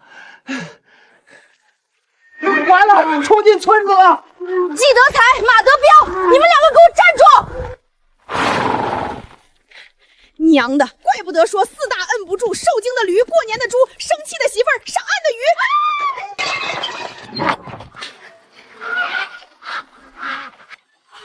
天杀的野驴！谁家的疯驴敢跑我家院子作妖？二叔，我家驴好好的，为何突然受禁？你是不是和他们有过节？没有，小北，我真没有，我从来不敢招惹你家的驴。姐，不好了，德才腿受伤了，不是我，真不是我干的。二叔，我家德才的伤怎么来的？你冤枉我，不是我。季小北，你个没教养的东西，谁给你的胆子？村里没我这样的闺女，可也没您这样歹毒的奶奶，没他这样阴暗的二叔。你敢废我男人，我要报官，我打死你！东家不出事，东家没了，我去哪儿挣工钱？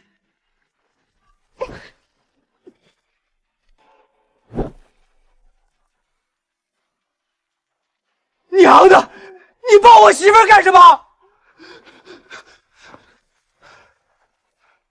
你们暗算我家2头驴，蓄意伤人毁物，我现在就去报官。娘，你快管管呀！外加你骑在咱们头上作威作福，这日子没法过了。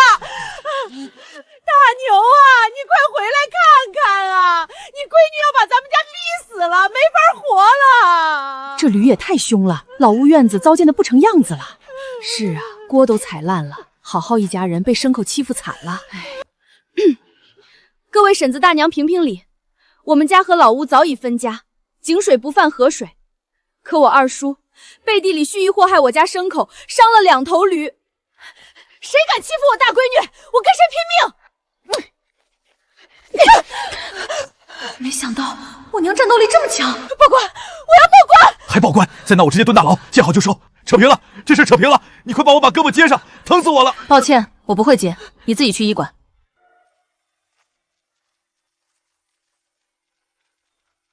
东家，咱们今天来布行街要买布料还是直接买成衣啊？我想做身龙袍。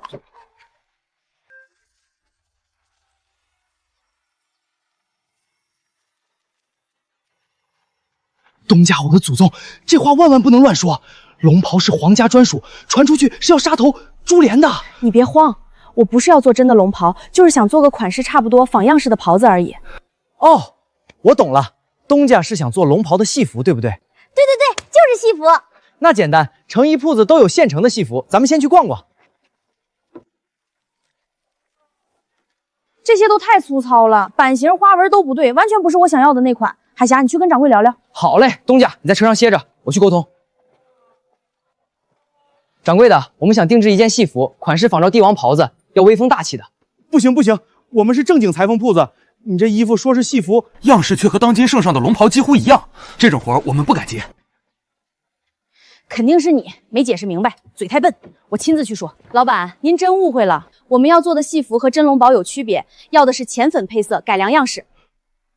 你想干什么？我们是正经小本生意，从不掺和乱事儿。不是，您真误会了，我们就做一件衣服而已。女大师饶命，小的本本分分做生意，从不造反，绝不造反。您想要什么布料，诚意您尽管拿，分文不要，只求壮士放过小店。真的服了，我就想做件好看的戏服，能有什么坏心思啊？东家，算了，别再说了，再聊真把掌柜老人家吓出毛病。别拉我！哎呦，不是吧？我到底说了啥？有这么吓人吗？海霞，你老实说，我看着很像要造反的女土匪吗？就这么一点点像，真不多，就一丝丝。呸！我还就不信了，简简单单定制件戏衣有这么难？有人吗？有的，客官你好，把你们掌柜的叫出来。贵客光临，大妹子，您看看想要些什么料子，做什么衣裳？果然还是女掌柜通透温和，我就说嘛，我纪小北看着明明人畜无害，哪里就像土匪了？你就是这里的掌柜？正是我，妹子叫我尤二姐就行。您不管是要稀罕料子，还是难做的定制衣裳，我都能给你办妥。行，那我问问你，龙袍你能做吗？妹子，这话万万不能乱说啊！咱们就一颗脑袋，真经不起砍啊！还愣着干什么？快给贵客端茶水！二姐，你别慌，吓唬你的。我不做真龙袍，做细袍，款式照着帝王袍子做，颜色要粉色的。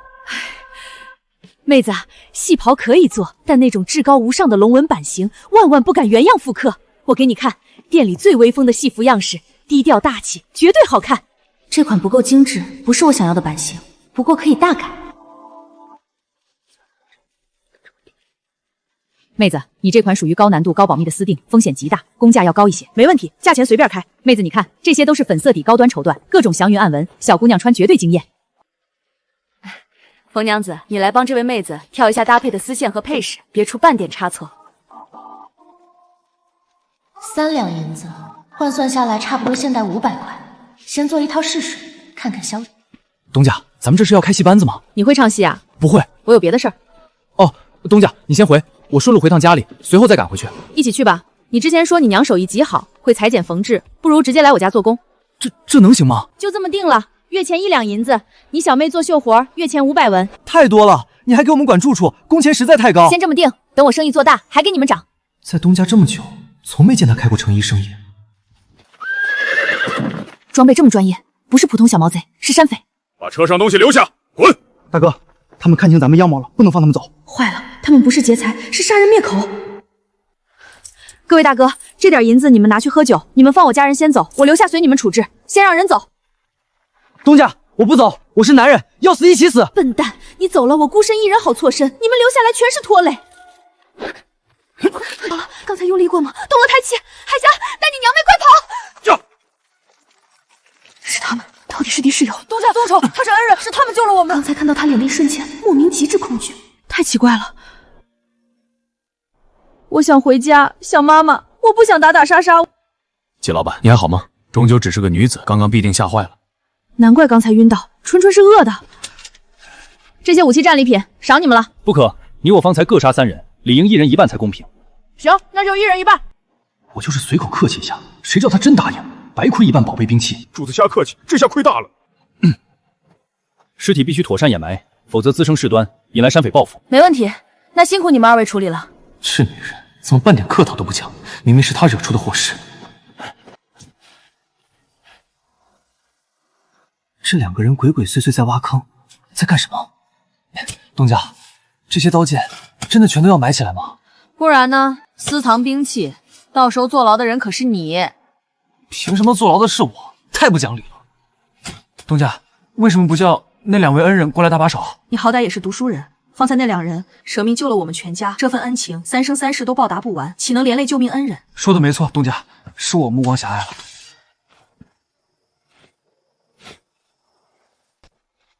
多谢壮士舍命相救，天色不早，就此别过。哎呦，疼死我了！主子，您这是怎么了？莫非是闪了腰？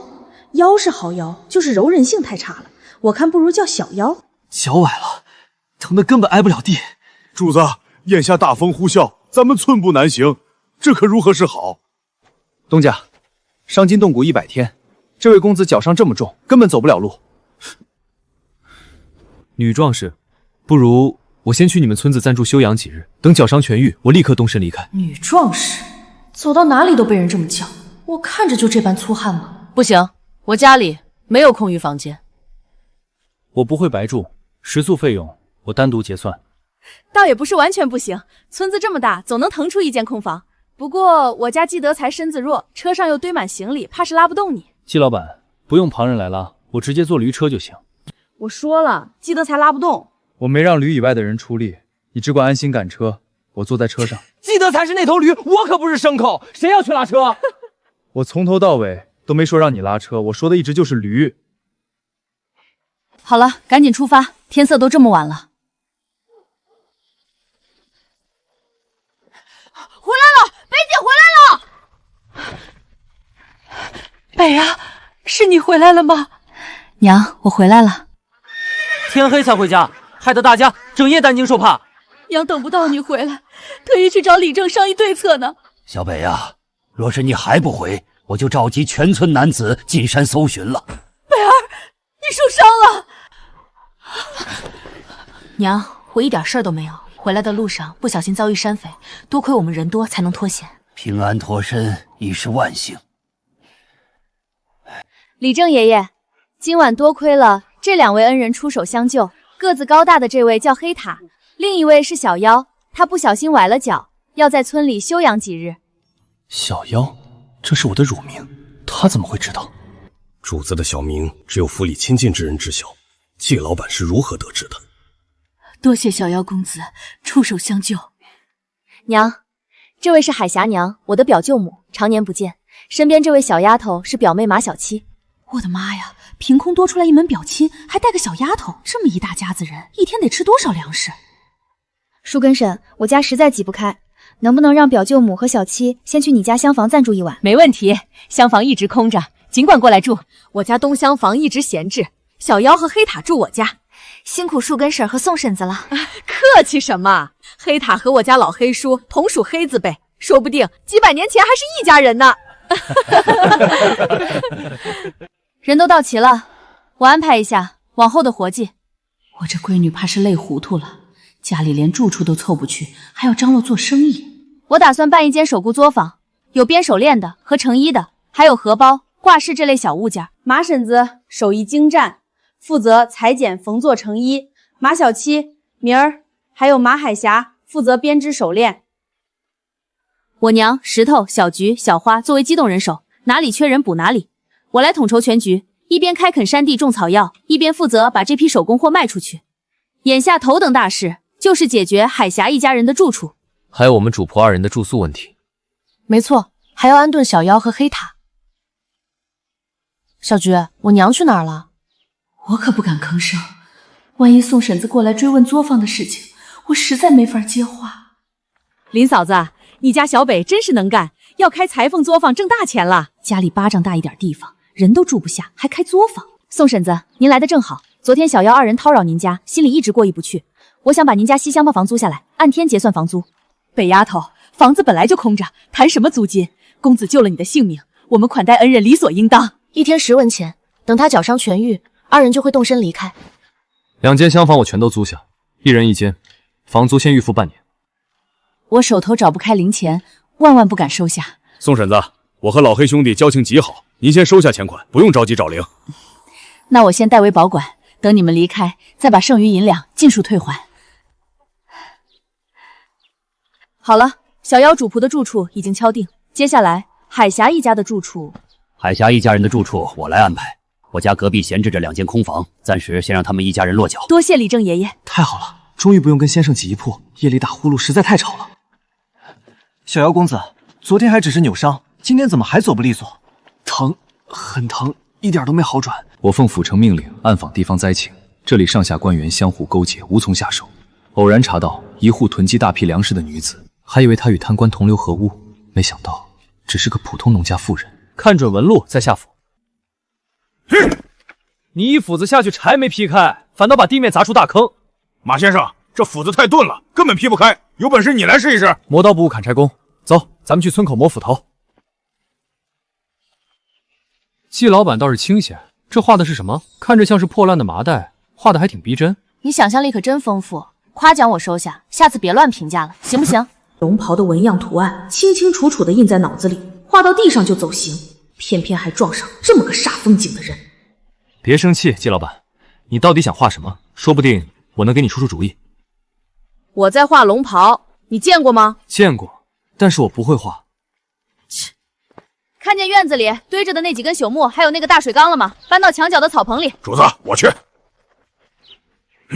这汉子一身蛮力，这口大缸少说也有100-200斤。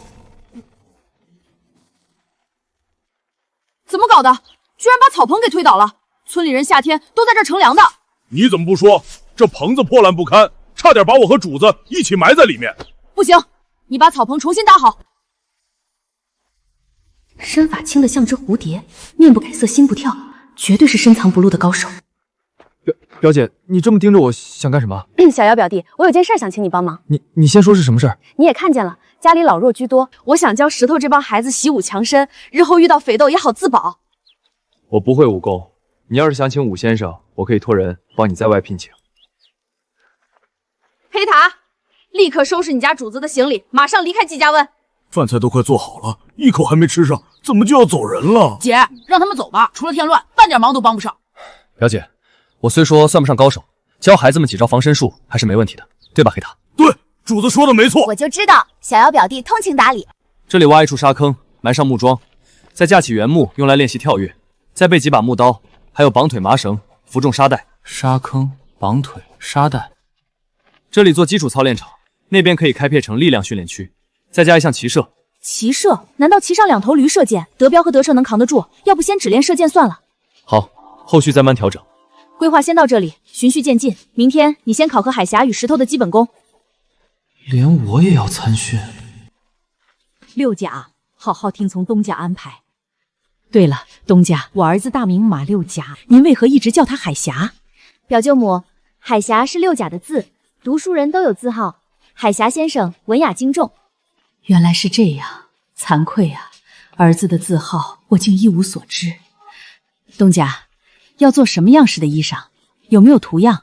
我提前看看。表舅母先别急，稍后我取些丝线给你。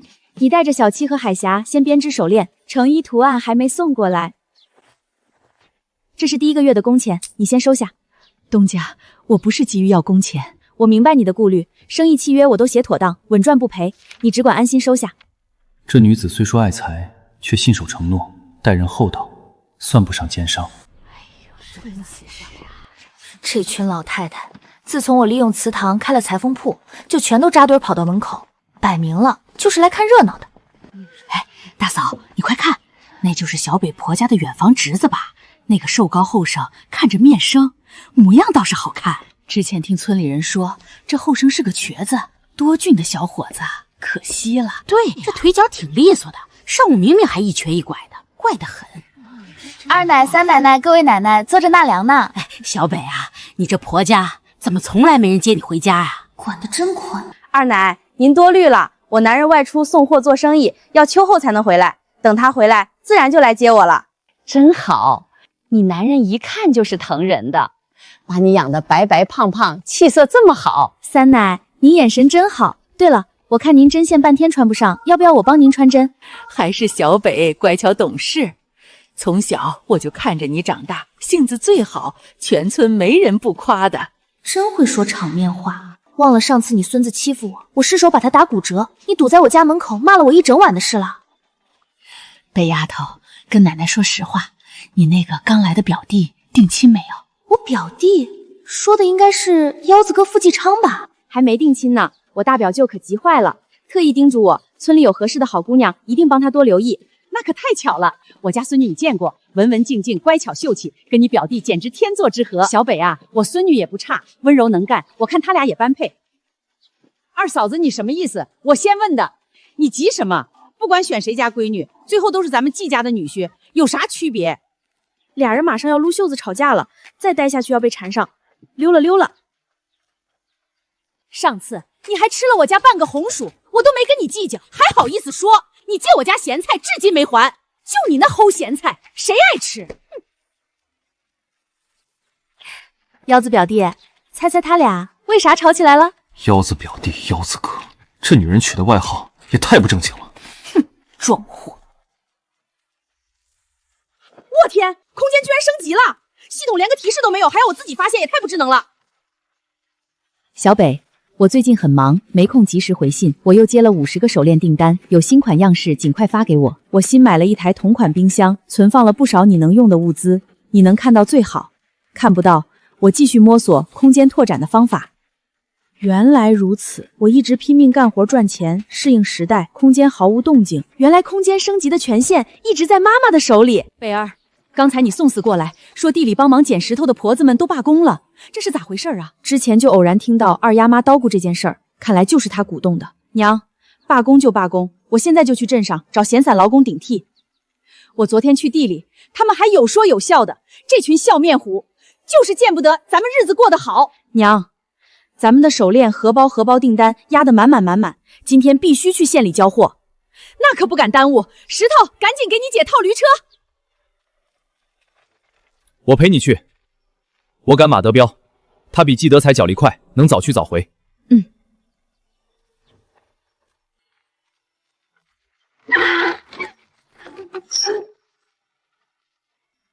这群人衣衫破旧，听口音不是本地人。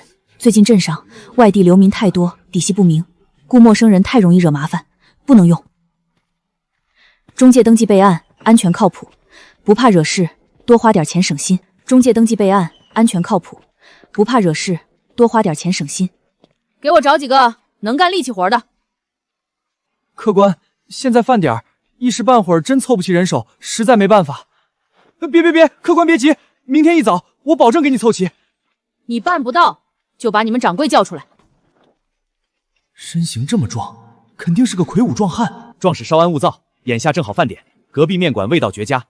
壮士先去用餐，回来我必定给您凑齐人手。多谢掌柜，我问问工钱和中介费怎么算？中介费20文，雇工1天12文。我们行规必须包一顿午饭，不包饭，1人1天15文，可行？可行。壮士不对，客官说了算，全都听您的。我的天，这吨位也太吓人了！这要是摔一跤把本店砸坏了，我可赔不起。本店凳子不结实，不怪客官。不包饭就不包饭，1人15文，我马上安排。你家凳子太脆，吓我一跳。壮士慢走，一会儿见。开会啦！所有人都到祠堂大槐树下集合，村里有大急事儿。娘，你别去，去了也是白白受气，听消息就行，让石头一个人去参会。北啊，你说的对，那群长舌婆气死我了，故意罢工使坏，我一眼都不想看见他们。最近村里河水浑浊，土腥气重，老人小孩喝了都闹肚子，上游各村全都开始打井，咱们村也必须打井。对，再不打井不行了，我家孩子天天拉肚子。对，这水根本没法入口。各家都来人了没有？没来的举手。大牛家林氏来了吗？来了，我在。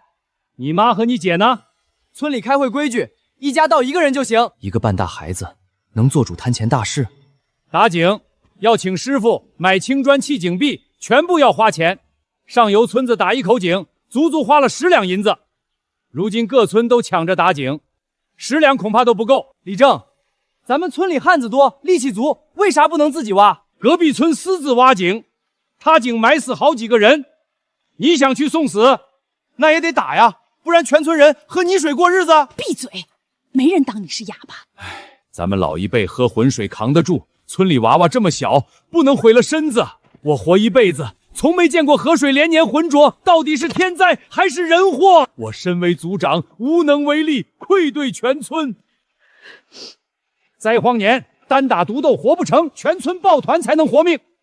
村里如今日子好过的就那几户人家，好心带大家挣钱，可总有人不知好歹，嫌钱少活累，背后阴人使坏报复。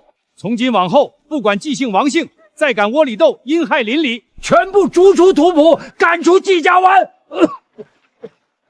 全村一共32户，10两银子均摊到户。树根，你上来算。10两银子，这么大的数，我怎么算得出来？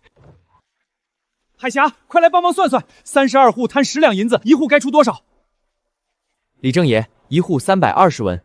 还得是读书人，一眨眼就算出来了。好，太厉害了，多亏了你。小北呢？怎么没见人？北儿，族爷爷和李正爷来看你了。头疼，头好痛，疼死我了！二位长辈别提了，前几日荒地干活，被村里婆子们恶意刁难罢工，我家北儿心里上火，偏头痛的老毛病直接犯了。原来是受了委屈气病了。女娃身子弱，受不得气，不行，赶紧去镇上请大夫看看。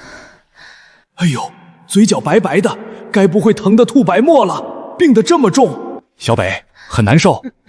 头疼的厉害。快让树根赶驴车去请大夫。不用，老毛病了。一生气就犯，歇2天就好。都病成这样了，力气还这么大，谁敢欺我们小北？祖爷爷给你做主，我去找那群婆子算账。别说话，一见风更疼，疼得站不住了。大贝爷、李正爷，你们可千万别再提荒地村里杂事儿了。我家北儿受了大刺激，万一夜里想不开，我可怎么活呀？摊钱的事儿还是等等再说吧。好好休养，夜里有事随时喊树根请大夫。大姐，你也太能装了！刚才那头疼的模样，我差点都信了。我不装病，季大贝和李正肯定逼着咱们家带头出打井钱，全村就咱家日子宽裕，不坑咱们坑谁？就是，凭啥咱们先拿钱？家里没当家男人，轮1万遍也轮不到咱家带头摊钱。这事绝对没完，村里人个个精得很，都盯着我家底，迟早还要闹出别的幺蛾子。好不容易早睡省点灯油，这帮人半夜敲门，纯属折腾人。估计是之前闹事罢工的那群人，把小北气到头疼，现在来我家门口卖毯，完了。当家的，你说季小北头疼是不是装的？怎么可能是装的？我亲眼看见他小脸煞白，嘴角发白，站都站不稳，全程扶着门框走路。不对呀，传闻里的季小北壮得跟头牛一样，怎么会弱成这样？别出声，咱们装睡着，他们敲累了自然就走。爹娘，外面怎么办啊？门快被敲坏了。李正，求求你帮帮我们，让小北姑娘再让咱家儿媳去荒地干活吧。我们已经狠狠揍家里儿媳了，知道错了，您帮忙说说情。住手！都给我松开！有事说事，拉拉扯扯像什么样子？老嫂子，我们也是着急没办法啊。着急？当初罢工摆脸色，背后阴人的时候怎么不急？人家小北好心给你们儿媳1天10文工钱，你们不知好歹，背后使坏。现在好了，人家直接外请工人，断了全村的安稳财路。都回去吧，小北如今身子不适，不能再受半点刺激。打井自愿出钱，谁掏钱谁吃井水，不出钱以后就去河里喝泥汤子。娘，我去一趟县城交货进货。等一下，笑，等回来我再跟你算账。走了。错了，德彪别回头，跑反了。我明明让他在家盯着开荒工人，怎么偷偷跑出来了？我是不是落东西在家里了？你落我了。我不是让你在家吗？石头和海霞足够盯场了，我是怕半路有人把你的马德彪拐跑。原来我在小妖主子心里这么重要。把你兜里的蛋藏严实，别露出来。我的蛋不用你管。二姐，这衣服不对，翻领腰线下摆坠子，全都和我跟冯娘子订的样式不一样。妹子，冯娘子丈夫去世不干了，这批是别的裁缝顶替做的。如今世道乱，人心慌，谁还有心思静细做活？阜成那边更是大乱，逃荒打劫抢粮随处可见，我们进货都难，铺子也不知道能撑几天。库房里所有库存布料我全都包圆了，不过价格要便宜。另外我再挑些穗子丝线，这些滞销布料压货许久，终于能清仓了。有，库房货齐全，我带你去挑。你打算开裁缝铺？不是裁缝铺，是手工作坊。这女人做事向来稳妥，既然想做，肯定能成。只是这批布料做出来的衣服不伦不类，不像常服，也不像戏服，到底要卖给谁？走，现在去银楼。小娘子又来了，看样貌不是本县人士吧？小娘子上次的水晶手链当真不卖，太精巧别致了。卖的，我带了新款式，您长长眼。生肖搭配水晶，工艺新奇，色泽亮眼。小娘子打算定价多少？贵店是县里最大银楼，先放5串样品寄卖，价格你们定。没问题，我先支付2两银子做定金。这回没事了，回家吃饭。东家只拿反了。反了就反了。我本来就不认识这种文字，正反有什么区别？当众拆我台。那你帮我念念，上面写的什么？都是按你刚才口述写的招工规矩。我刚才说啥了？忘了。新开手工针线织穗、串珠、制衣作坊，现公开招工。第一，只招本村及邻村本分妇人、勤快少女，手脚利索、干净整洁，无偷摸恶习，无搬弄是非者优先。懒惰、嘴碎、爱扯皮、手脚不干净者一概不收。第二，等，你居然识字！不可能，上次让他听海峡讲课，靠着门板睡得东倒西歪。你上课不是一直睡觉吗？睡觉不耽误我识字。那正好，傅先生帮我写一副铺子对联和招工告示一起贴。铺子先起名，起好了，叫正果手工铺。修道正悟，方为正果。你懂佛理？正果是我妈名字，跟佛理有半毛钱关系。我不懂，就是人名，正果的正，正果的果，赶紧写。慢点，稳一点。对不起，我习惯了，我以前上班经常绞肉馅手顺了，把砚台当成绞肉盆了。他到底是干什么的？完了，墨汁、砚台全是海峡的宝贝。腰子表弟，对不住，你自己收拾，对联记得写好，我先走了。先停手吃饭，忙活一早上，别饿着肚子干活。婶子，我袖子破了，能不能麻烦你抽空帮我缝一下？你把外衣脱了，我顺手给你缝上。这批花样是小北从县里拿的，样式新颖，就是难做。村里媳妇儿刚开始学，肯定上手慢。好了，穿上吧。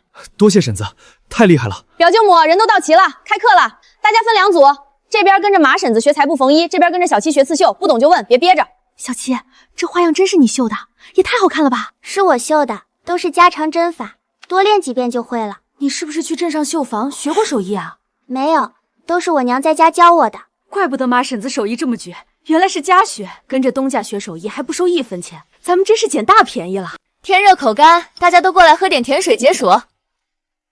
小北啊，这是什么水？又甜又润，太好喝了。县里买回来的，专门解暑，大家尽管喝。这辈子没喝过这么好喝的水。小北真是心善，不收学费，教我们挣钱的手艺，还管甜水，上哪儿找这么好的东家？小北姐，不好了，出事了！慌什么？慢慢说。打井那边出事了，井里绳子断了，打井的孩子掉下去了，拉不上来了。好好的打井师傅，怎么会出这种岔子？走，快去看看。李正爷，到底怎么回事？绳子，麻绳突然断了，那孩子下井捞泥浆，直接掉到底儿了。李正，这也太晦气了，井还没打成，先出人命，这井水以后谁敢喝？小北，你脑子灵，主意多，快想想办法救人。井口太小，我体型根本下不去，深井缺氧，拖久了必死无疑。绳子断了多久了？底下有没有动静？刚断没多久，刚开始还有动静，现在一点声息都没了。他俩怎么不下井救人？他俩身量太壮，下到半截卡着下不去，试了好几次都不行。那就得找瘦小灵活的人下去。太危险了，谁家舍得让孩子冒死下深井？快拿蜡烛，拿结实箩筐，试试井下有没有空气。火没灭，底下还有空气，孩子还活着。求求村里好心人，救救我家孩子！谁救他，我下辈子给谁做牛做马！哭半天一滴眼泪没有，哪有这样当亲人的？怕不是雇来的苦力，根本不是自家孩子。怪不得哭得这么假，原来是雇工。既然是你们带来的人，你们就得负责。求人救命不是嘴上说说，谁家性命都金贵，不出酬劳，谁肯替你玩命？说得对，空口白话谁信？想救人就得掏钱，不是我们不拿钱，打井钱全都买粮食了，真的分文没有了。不管有钱没钱，人必须捞上来。死在井里，咱们村这口井彻底废了。就是，人是你们带来的，你们必须负责。我也想救，可我真下不去啊！我下去救。不行，太危险了，井壁湿滑，万一上不来怎么办？再拖片刻，孩子真救不活了。取全新粗麻绳大木桶，快！主子，我下去，我皮粗肉厚，不怕险。你体型下不去，别添乱。主子，万万不可！放心，我有数。带上这个，别摘下来，这是保命的，只要绳子不断，你就能平安回来。这是什么东西？别问那么多，照着做就是。多谢。慢着点，稳着放。主子，安好。聒噪。找到了，我上了。人还没上来，你们急着跑什么？这不会又要断吧？老天爷保佑，可别再出岔子了。怕是撑不住了，气息极弱。黑塔，清理他口鼻的泥沙。旁边婶子，打水来。我力气大，我来替你。我力气最大，我来。你们不懂手法，胡乱用力会压坏他，别添乱。这人都硬了，还能救回来？就是别白费力气了，迟早还是要埋的。人已经不行了，交给我们入土吧，别折腾尸体了。闭嘴，推到一边去！没看见人还在救吗？小北别弄了，这要是真没了，咱们家可说不清啊！婶子放心，小北真的会救人，这时候不能停。家真活了！你们干什么？瞧你这身排骨，硌得我手都疼。我能干什么？你不是慈水镇那个小乞丐吗？不好好讨饭，跑来季家关下深井捞泥浆，不要命了？年景不好，讨饭也未必能活，能换口饭吃，什么活都得干。工钱结给我。多谢小哥哥救命之恩，多谢女壮士救命。好啊，他是小哥哥，我就是女壮士。站住，别想跑！怎么留我吃饭？管饱我就不走。跟姐回去，姐管你饭，顿顿管饱。这孩子贼精贼精的，一看就不是安分的。你带他回去干啥？妈，你放心，他家跟咱们供货的商户是亲戚，他就是年轻气盛，赌气跑出来，收留他吃一顿饭，卖个人情，以后拿货也方便。那赶紧带回屋吃饭。黑子哥，好久不见，我还挺想你的。你可以啊，给人家修个窗子，直接住东家家里了。闭嘴，不许乱说！季姑娘是我东家，更是你的救命恩人。不就是一条命，以后我还她就是。就你这瘦得像柴火棍的样子，拿什么还？吹牛不怕闪了舌头。季姑娘，你之前给我的头罩，在井北救人时不小心掉进井里，丢就丢了，没事儿。那东西很奇特，带着呼吸特别顺，到底是什么？我爹留下的旧物件，我偶尔气短拿来带带，不值钱，丢了不用赔。那我补偿你，教你本事。好，教我内功、骑射。不行，内功需要先站桩49天，一步不能少。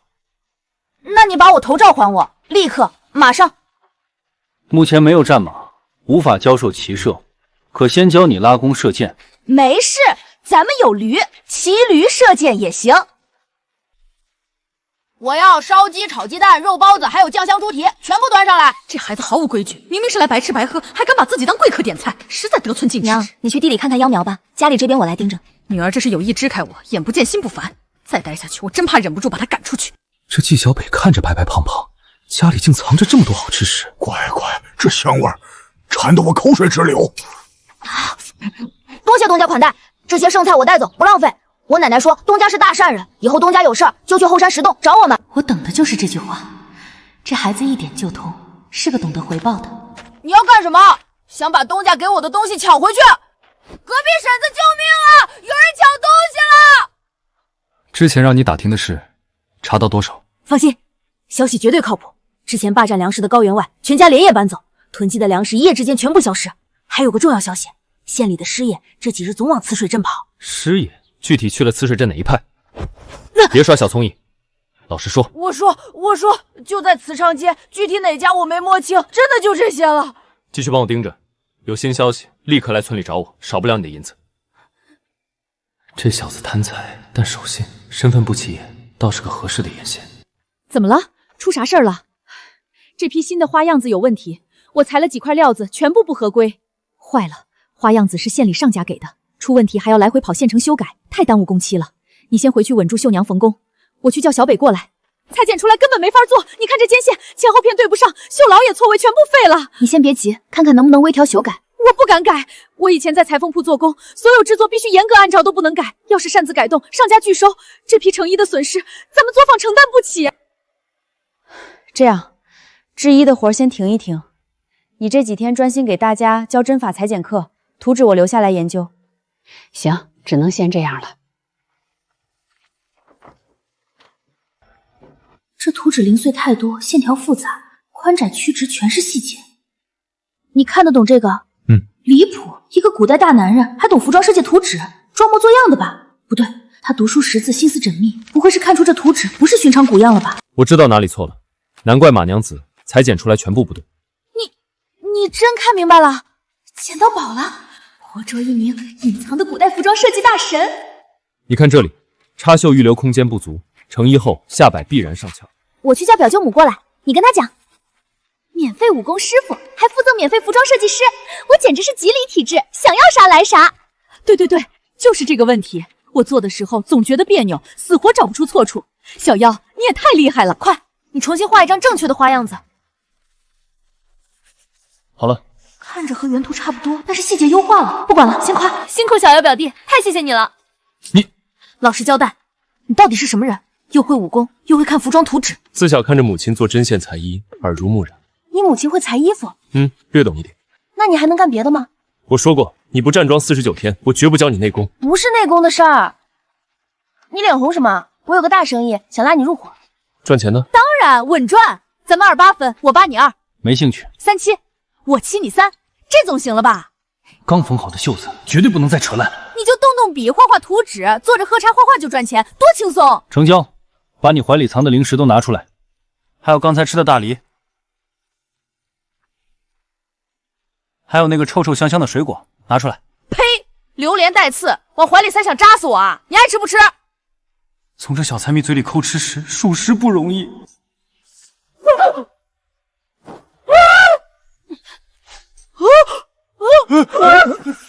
哎呦，我的毛！东家，什么东西黑乎乎的？我抓的是腿毛。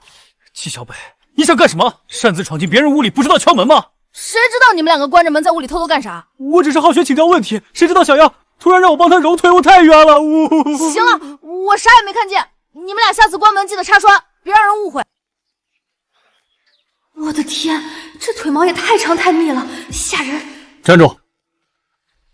你来后院干什么的？我就是来看看新的花样子画完没有。时辰差不多了，该轮到你练功了。脸上干干净净，腿毛怎么又长又密？夜里翻身会不会被扎得半夜疼醒？发什么呆？腿毛啊，不是，我是说马德彪最近掉毛太厉害了。我天天给他刷毛，没见掉多少。握紧弓，双腿扎稳。打中了，你快看！话都还没讲完你就射中了，一箭锁喉，云中射焰，好剑法。纯属瞎蒙，我都没看清在哪儿。瞎蒙，这个人越来越看不透了。驴背上骑射，你总该不会了吧？这个还真把我难住了。身体前倾，稳住身形，拉弓放箭。我稳不住了，整个人要飞出去了。我只让你射箭，谁让你把弓一起扔了？我的弓，我的箭！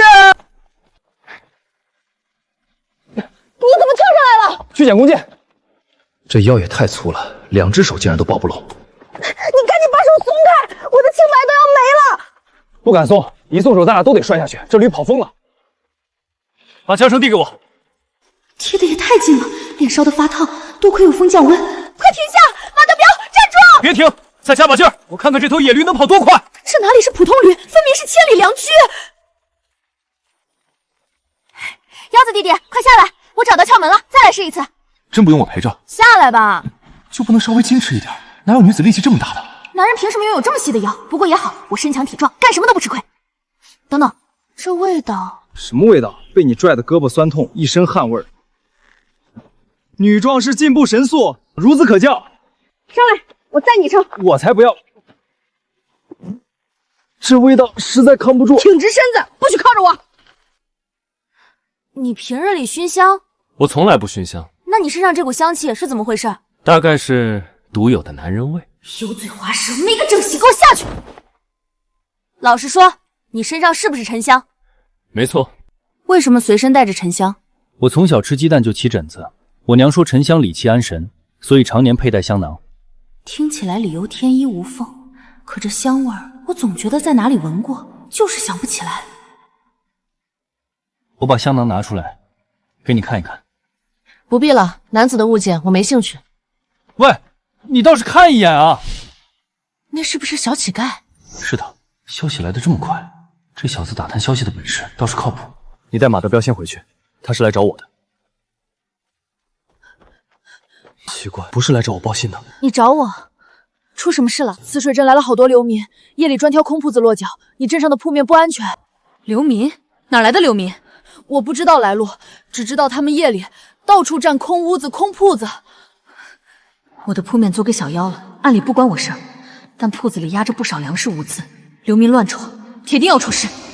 妖子表弟，阿启说的话你都听见了吧？阿启？谁是阿启？我叫阿启了。我立刻去把粮食全部处理掉。别！大白天街上人多眼杂，等夜里没人再动手。他说的没错，明目张胆转运大批粮食，极易暴露，招惹祸端。消息你已经带到了，可以回去了。你都给我起名阿启了，我就是你家人，当然要留在你家。啊？你家驴，母的叫季德才，公的叫马德彪，它叫腰子。黑塔都跟我说了你起的名，我叫阿启，就该留在你家。好家伙，这小子把我的家底八卦全摸清了。这孩子怎么又来了？看着贼精，一点不老实。算了，小北还要和县里大商户对接做生意，不能得罪这孩子背后的人脉，得好好招待。孩子来了，满头大汗的，快歇歇。黑塔，赶紧跑壶凉茶。多谢婶子，您以后直接叫我阿启就行。哎，阿启这孩子真好，眉眼周正，一看就是富贵命。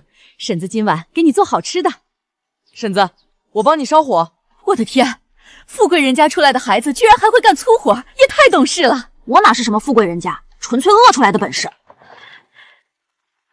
画风不对啊，我娘被这小孩灌迷魂汤了，俨然一副亲母子模样。阿启，别忙活了，快去喝茶歇着。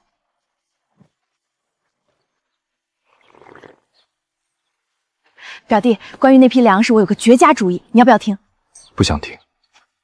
哎，别走，我必须说，你粮食太多，自己吃不完。现在世道乱，放外面容易被流民抢，不如先搬到我家帮你存着，等作坊赚钱了，我再慢慢买下来，怎么样？说白了，你就是想买我的粮。别这么直白嘛，我是帮你避险，顺便后续接手，价格肯定给你合适的。局势动荡，你的作坊未必长久。不可能，绝对不可能！穷人流离失所，富人照样穿衣享乐。你出身富贵，比我更懂这个道理。高端针线手艺永远不愁卖。说的没错，乱世刚需，精工手艺最是保值。行，按你说的办。不好了，荒山上的草药被人挖了！别急，慢慢说。谁挖的？陌生人，我看见他们挖咱们的秧，我拦着，他们还要打我。别哭，等着，替你出气。哪里来的小野崽子，敢来季家村偷药材？看我锄头伺候！慢点，慢点，别闪了老妖！本丫头，那些挨千刀的挖咱们草药。我知道了，一起过去看看。你咋空手来的？拿着防身。二奶，有您在就够了。这群眼瞎的，野草药材都不清，跑得快，算你们走运。下次再让我撞见，直接拧脑袋。奶，别气了，都是外村流民，咱们先摸清情况再说。应该是上游村的。那边旱得厉害，那野菜全吃光了，老的咬不动，只能跑到咱们村抢挖东西。到处都是荒山，怎么会没野菜吃？久旱无雨，草木长老发硬，根本咽不下去。奶，你们看，就是他们。谁敢动我季家村湾一根草，我就让他们断子绝孙！哎呦，我的脚！爷爷，您没事吧？有没有踹伤？没事儿，这件事儿咱们商量个对策，不能就这么吃亏。李正，这事儿绝对不能忍，不能让外人小瞧了季家村，必须打回去。没错，今天大白天就敢进咱们村偷秧苗，明天指不定偷什么，绝对不能让他们得逞。大家别冲动，现在世道乱得很，听说镇子破庙住了一群带刀的陌生人，依我看，别贸然动手，先观望观望，稳妥一点。北丫头，这事你怎么看？李正爷，村里的大事自然是你们长辈拿主意就行，后续有用到石头的地方，尽管开口，我们姐弟绝无二话。你们别小看北丫头，她虽是外嫁女，但如今常住娘家，就是咱们季家湾的人。大家都清楚，她开了铺子，让村里所有妇女足不出户就能贴补家用，她是咱们季家湾的大恩人。这丫头心思细，有见识。今天这事儿，咱们都听听她的意见。说得对，大牛家的闺女最有出息，脑子比我们这些粗人灵光，让她说说办法。既然各位叔伯不把我当外人，那我就直说了。乱世当道，各方势力混杂，咱们村应立刻组建一支巡逻队，每家出一名壮年男劳力，分成4组，白天一组值守，晚上一组巡夜，2天一轮换，护住咱们的田地和家园。上游村偷咱们秧苗的事儿就这么算了，白白占了咱们便宜。自然不能算了。这次偷走的秧苗不多，不过100来棵。李正爷已经和他们村里里程交涉过，若是他们还敢再来偷拿东西，大家当场抓住，直接捆绑起来，按规矩报官处置。如今乱世，2村内斗厮杀，反倒让旁人坐山观虎斗，最后白白捡了便宜。北丫头，爷爷有件事想求求你。李正爷，您是不是想说村里新组建的巡逻队需要学些拳脚功夫。我悄悄看过小妖教功夫，招式实用，简单好学。你看能不能？没问题，这事儿包在我身上。好，组建巡逻队的所有事宜就交给我来安排，大家先回去休整，明日一早准时操练。李正，不好了，上游村好多人杀过来了，欺人太甚，偷了咱们的秧苗还敢找上门来，今天非得好好收拾他们。就是，我家被挖了几十棵秧苗，要不是李正拦着，我早去上游村讨说法了。得寸进尺，正好借机立住咱们村的底气。李正爷爷，巡逻队原地待命，不要冲动。石头，快去把小妖喊过来。小北，他们人很多。是啊，季家村从不惹事儿，但也绝不能被人欺负。笨丫头，你不懂，上游村不是善茬。20年前，两村为了河水就结过仇，积怨已久。他三奶，那都是20年前的旧账了。当年2位李生当众和解，早就翻篇了。今日咱们只论他们偷挖窑的新账，不提旧事。黑子，木头放回后院，你和阿奇跟我们去村口。好嘞，真是怪事。我去荒山砍2棵树，居然还有人拦我。荒山上的树，难道还分谁家的不成？就是，太不讲理了。北啊，这个孩子就别去了，人太小。石头能去，我就能去。小北姐说了，我是营养不良，多吃些饭就好了。李正，您放心，谁挨揍，阿奇也不会挨揍的，他机灵得很。行，那就一起去。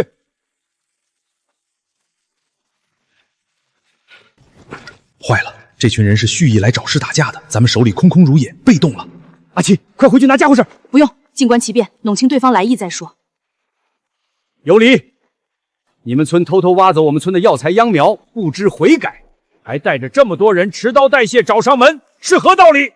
季老鬼，你看着老实本分，实则绵里藏针，阴私狭隘。我不过说了几句气话，你就唆使人去我们村捣乱偷窃，你还要不要脸皮？你胡说八道！我们季家村绝无此事！你给我说清楚，我们偷了你们什么东西？就是他们，这黑壮汉和这小崽子。你才是小崽子，我不是孩子。我们没偷，荒山野物，无主之物，凭什么算你们村的？对，不是你们家的，不许乱冤枉人。这孩子也太灵活了，跟个小猴子似的。原来如此，黑塔和阿奇误砍了上游村地界的昏山树木，正好和他们偷秧苗的事抵消了。李正爷，这事儿咱们不亏，更好扯平。没错，扯平了。这孩子谁家的？太活灵古怪了，猴子似的。这黑汉子看着眼生，从来没见过，是季阿湾的人吗？季里正，你村之人私自砍伐我地界的大树，今日必须给一个说法。2个孩子不知情，误砍了树木而已。说到底都是误会，互相扯平，此事就此结过。有理正，2个孩子纯属无心之失。就像你们村村民不知母秧苗是我村作物误挖一般，如今误会解开，日后各司地界，互不侵犯，岂不两全其美？不行，2棵大树何其粗壮，不能这么算了，必把木头还给我们。可以，那也请有理正把你们偷走的秧苗原样归还。完了，秧苗早就被我们娘娘当野草，喂家里兔子。秧苗还不了了，村里妇人不知情，全都喂了牲畜，无从归还。既然如此，便互不相欠，此事作罢如何？你们就是故意耍赖，别想糊弄过去。我们亲自去把木头抢回来。谁敢踏进季崖湾地界一步，先问问我这双拳头答不答应？我在上游村掌权多年，颇有威望。今日若是被人吓退传出去，颜面尽失。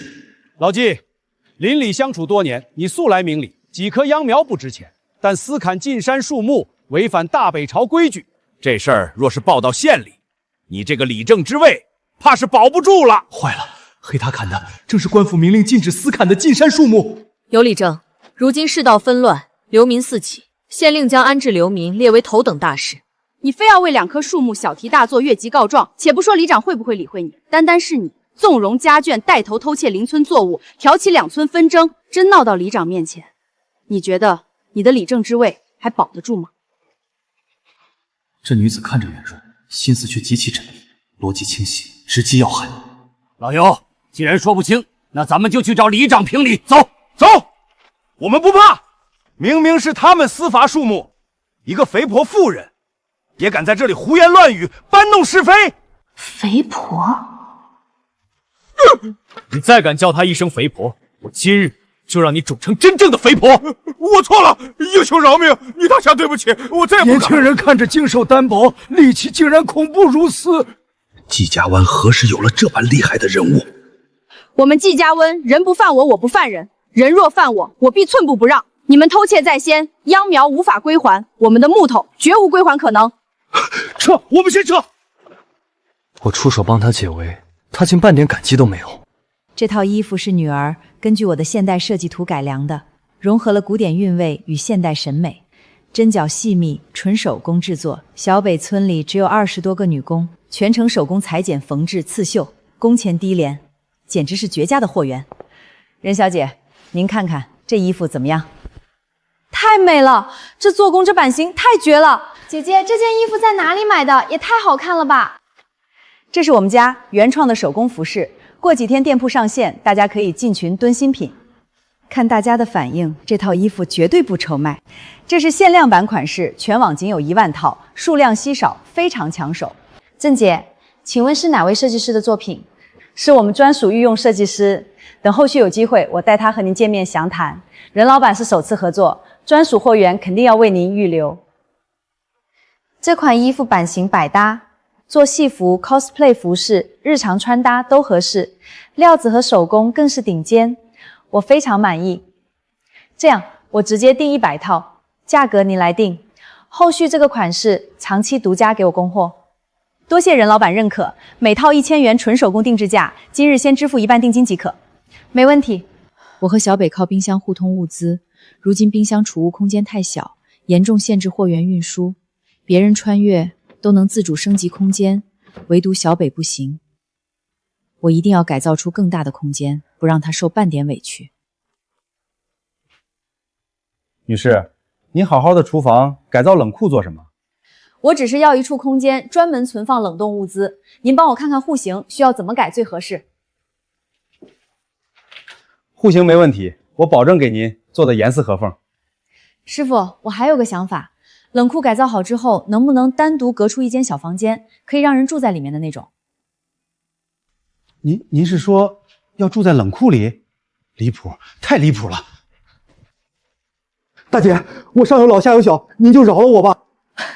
师傅，您想歪了，我就是需要大的空间而已，只要活做的精细，价格您随便报。大概率是我想多了。好，女士，这活我接了，我先测量尺寸，给您核算精准报价。麻烦师傅帮我保密，小区邻里若是询问，您就说是普通厨房翻新即可。您放心，我们行业有职业操守，绝对守口如瓶。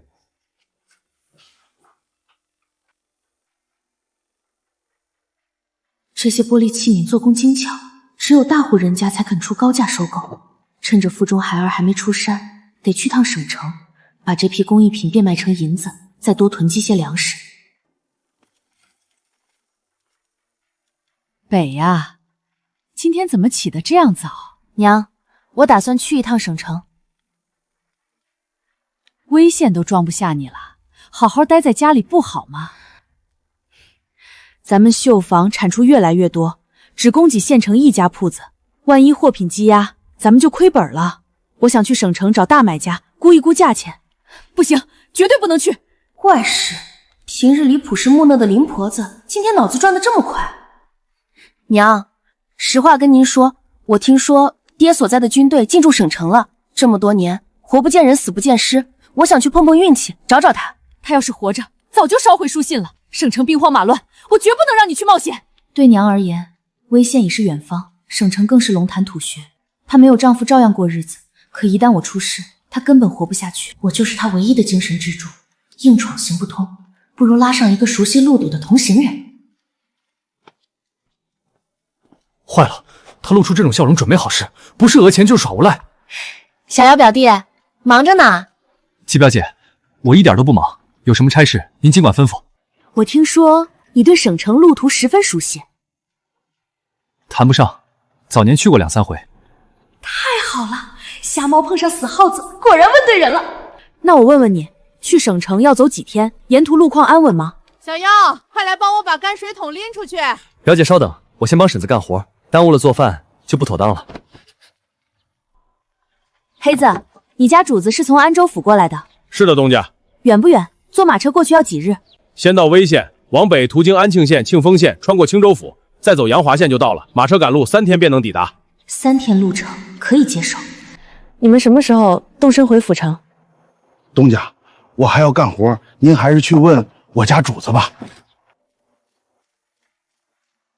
看着呆头呆脑，警惕性还挺高。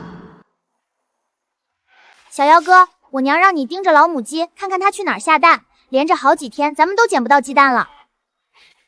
我得去祠堂带队训练，巡逻队的人都等着我呢。我娘说了，必须等大姐打消去府城的念头，你才能出门，省城乱得不得了。你连鸡腰湾都没出去过，怎么知道外面这么乱？都是我娘亲口讲的。大姐，你怎么过来啦？我不是故意躲着你的。不用找了，母鸡换了新窝，这些蛋我已经捡回来了。不可能，我把院子翻遍了，根本没有新鸡窝，这绝不是母鸡下的蛋。不是母鸡下的，莫非是你下的？我也下不出来，反正肯定不是鸡蛋。管谁下的，有鸡蛋吃就好啦。走吧，众人还等着操练。小北妹子，你这里还招人吗？我们都会刺绣手艺，我们绣一块帕子要3、4天，只能赚10几文。昨日去交货，县城绣坊居然关门了，听说老板逃难去府上投亲了。当初招工，你们个个不肯来，原来是自己接了县里绣坊的私活。小七，过来。几位嫂嫂手艺过关，可以直接上工。确实不错。行，那就都录用。太谢谢你了，小北。多亏了妹子，不然我们都不知道咋办了。小北，我能不能也进铺子干活？当初开垦荒山，就是他和二丫娘带头挑唆婆子们罢工闹事，现在见绣坊挣钱，又厚着脸皮找上门。你会刺绣还是缝日？我只会缝衣服，手艺不好，但是我肯学。新人培训已结束，等下一轮招工，你再来报名吧。小北姐，我娘发现丢了一块裁剪好的丝绸料子，到处都找不到。那块丝绸是小妖特意叮嘱的用料，凭空不见了。先不要声张，重新裁一块布料顶替，我慢慢查清这件事。小北姐，二丫3天后就要出嫁了，嫁给一个猎户。昨日她大嫂连丫请假，说是去置办嫁妆。丢失的那块料子尺寸不大，刚好能缝制一件红肚兜，十有八九连夜偷去给二丫做嫁妆了。连夜，你出来一下。红绸妹子别急，慢慢来，扎到手了吧？二丫出嫁仓促，来不及置办礼物。我出嫁时留了一块红绸，本想做肚刀，索性送给你，你帮忙给二丫缝出来。说来也巧，咱们作坊前几天刚好丢了一小块同款丝绸。多谢东家，我记下了。行，你先回去，把红绸妹子帮我叫过来。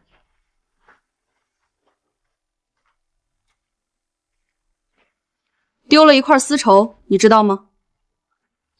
没听说，什么时候丢的？你妯娌没跟你说吗？我已经查清小偷是谁，连同包庇之人一并开除。东家饶命！我大嫂莲花偷的，她想给二丫做红肚兜，我这就劝她把布料还回来。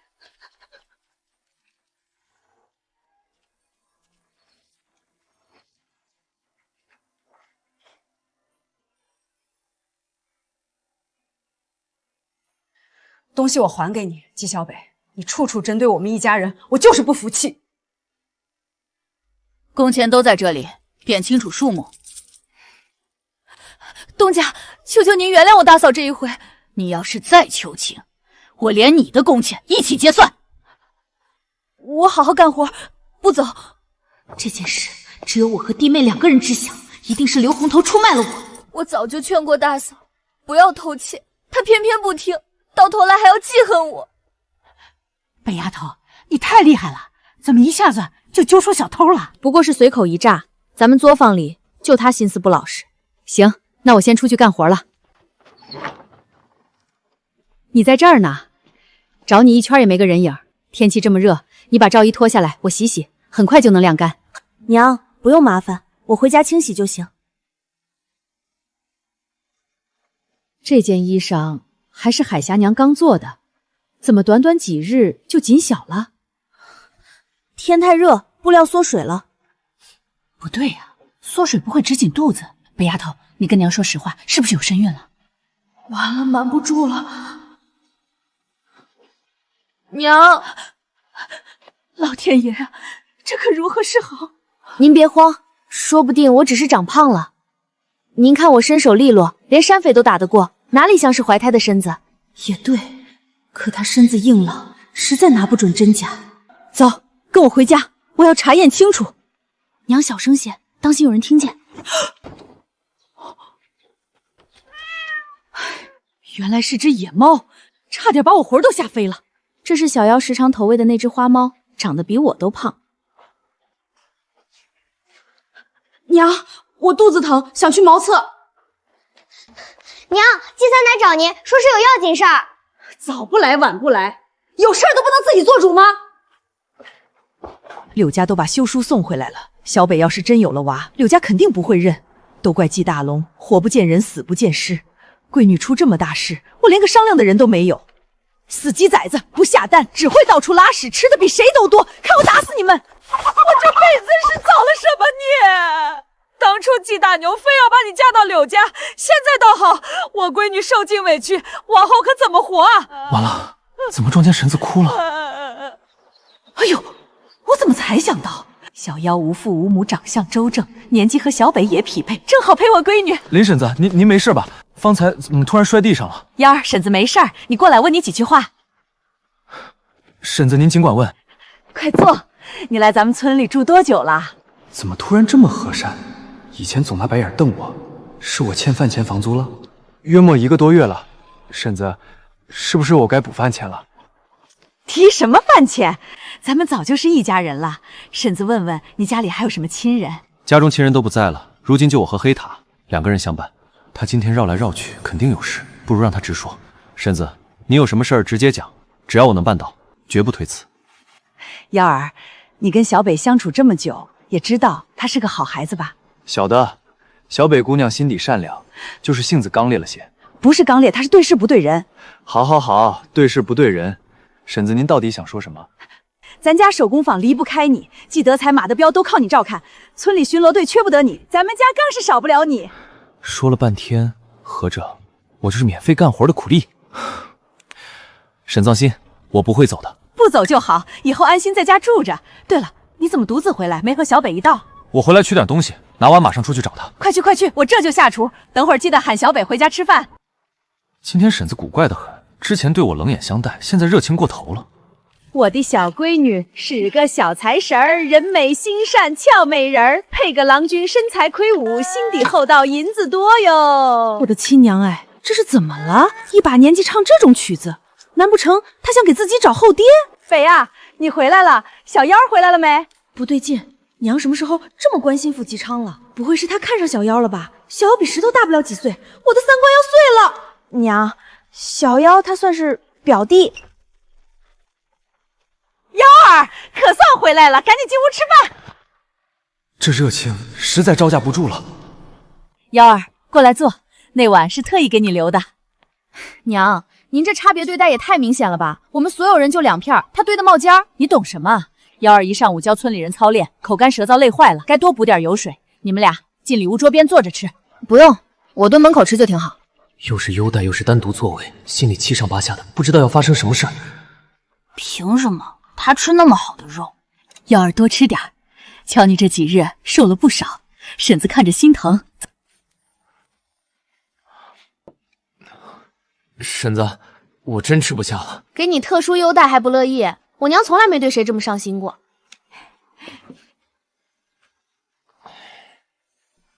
娘，你跟着我进来干什么？我干什么？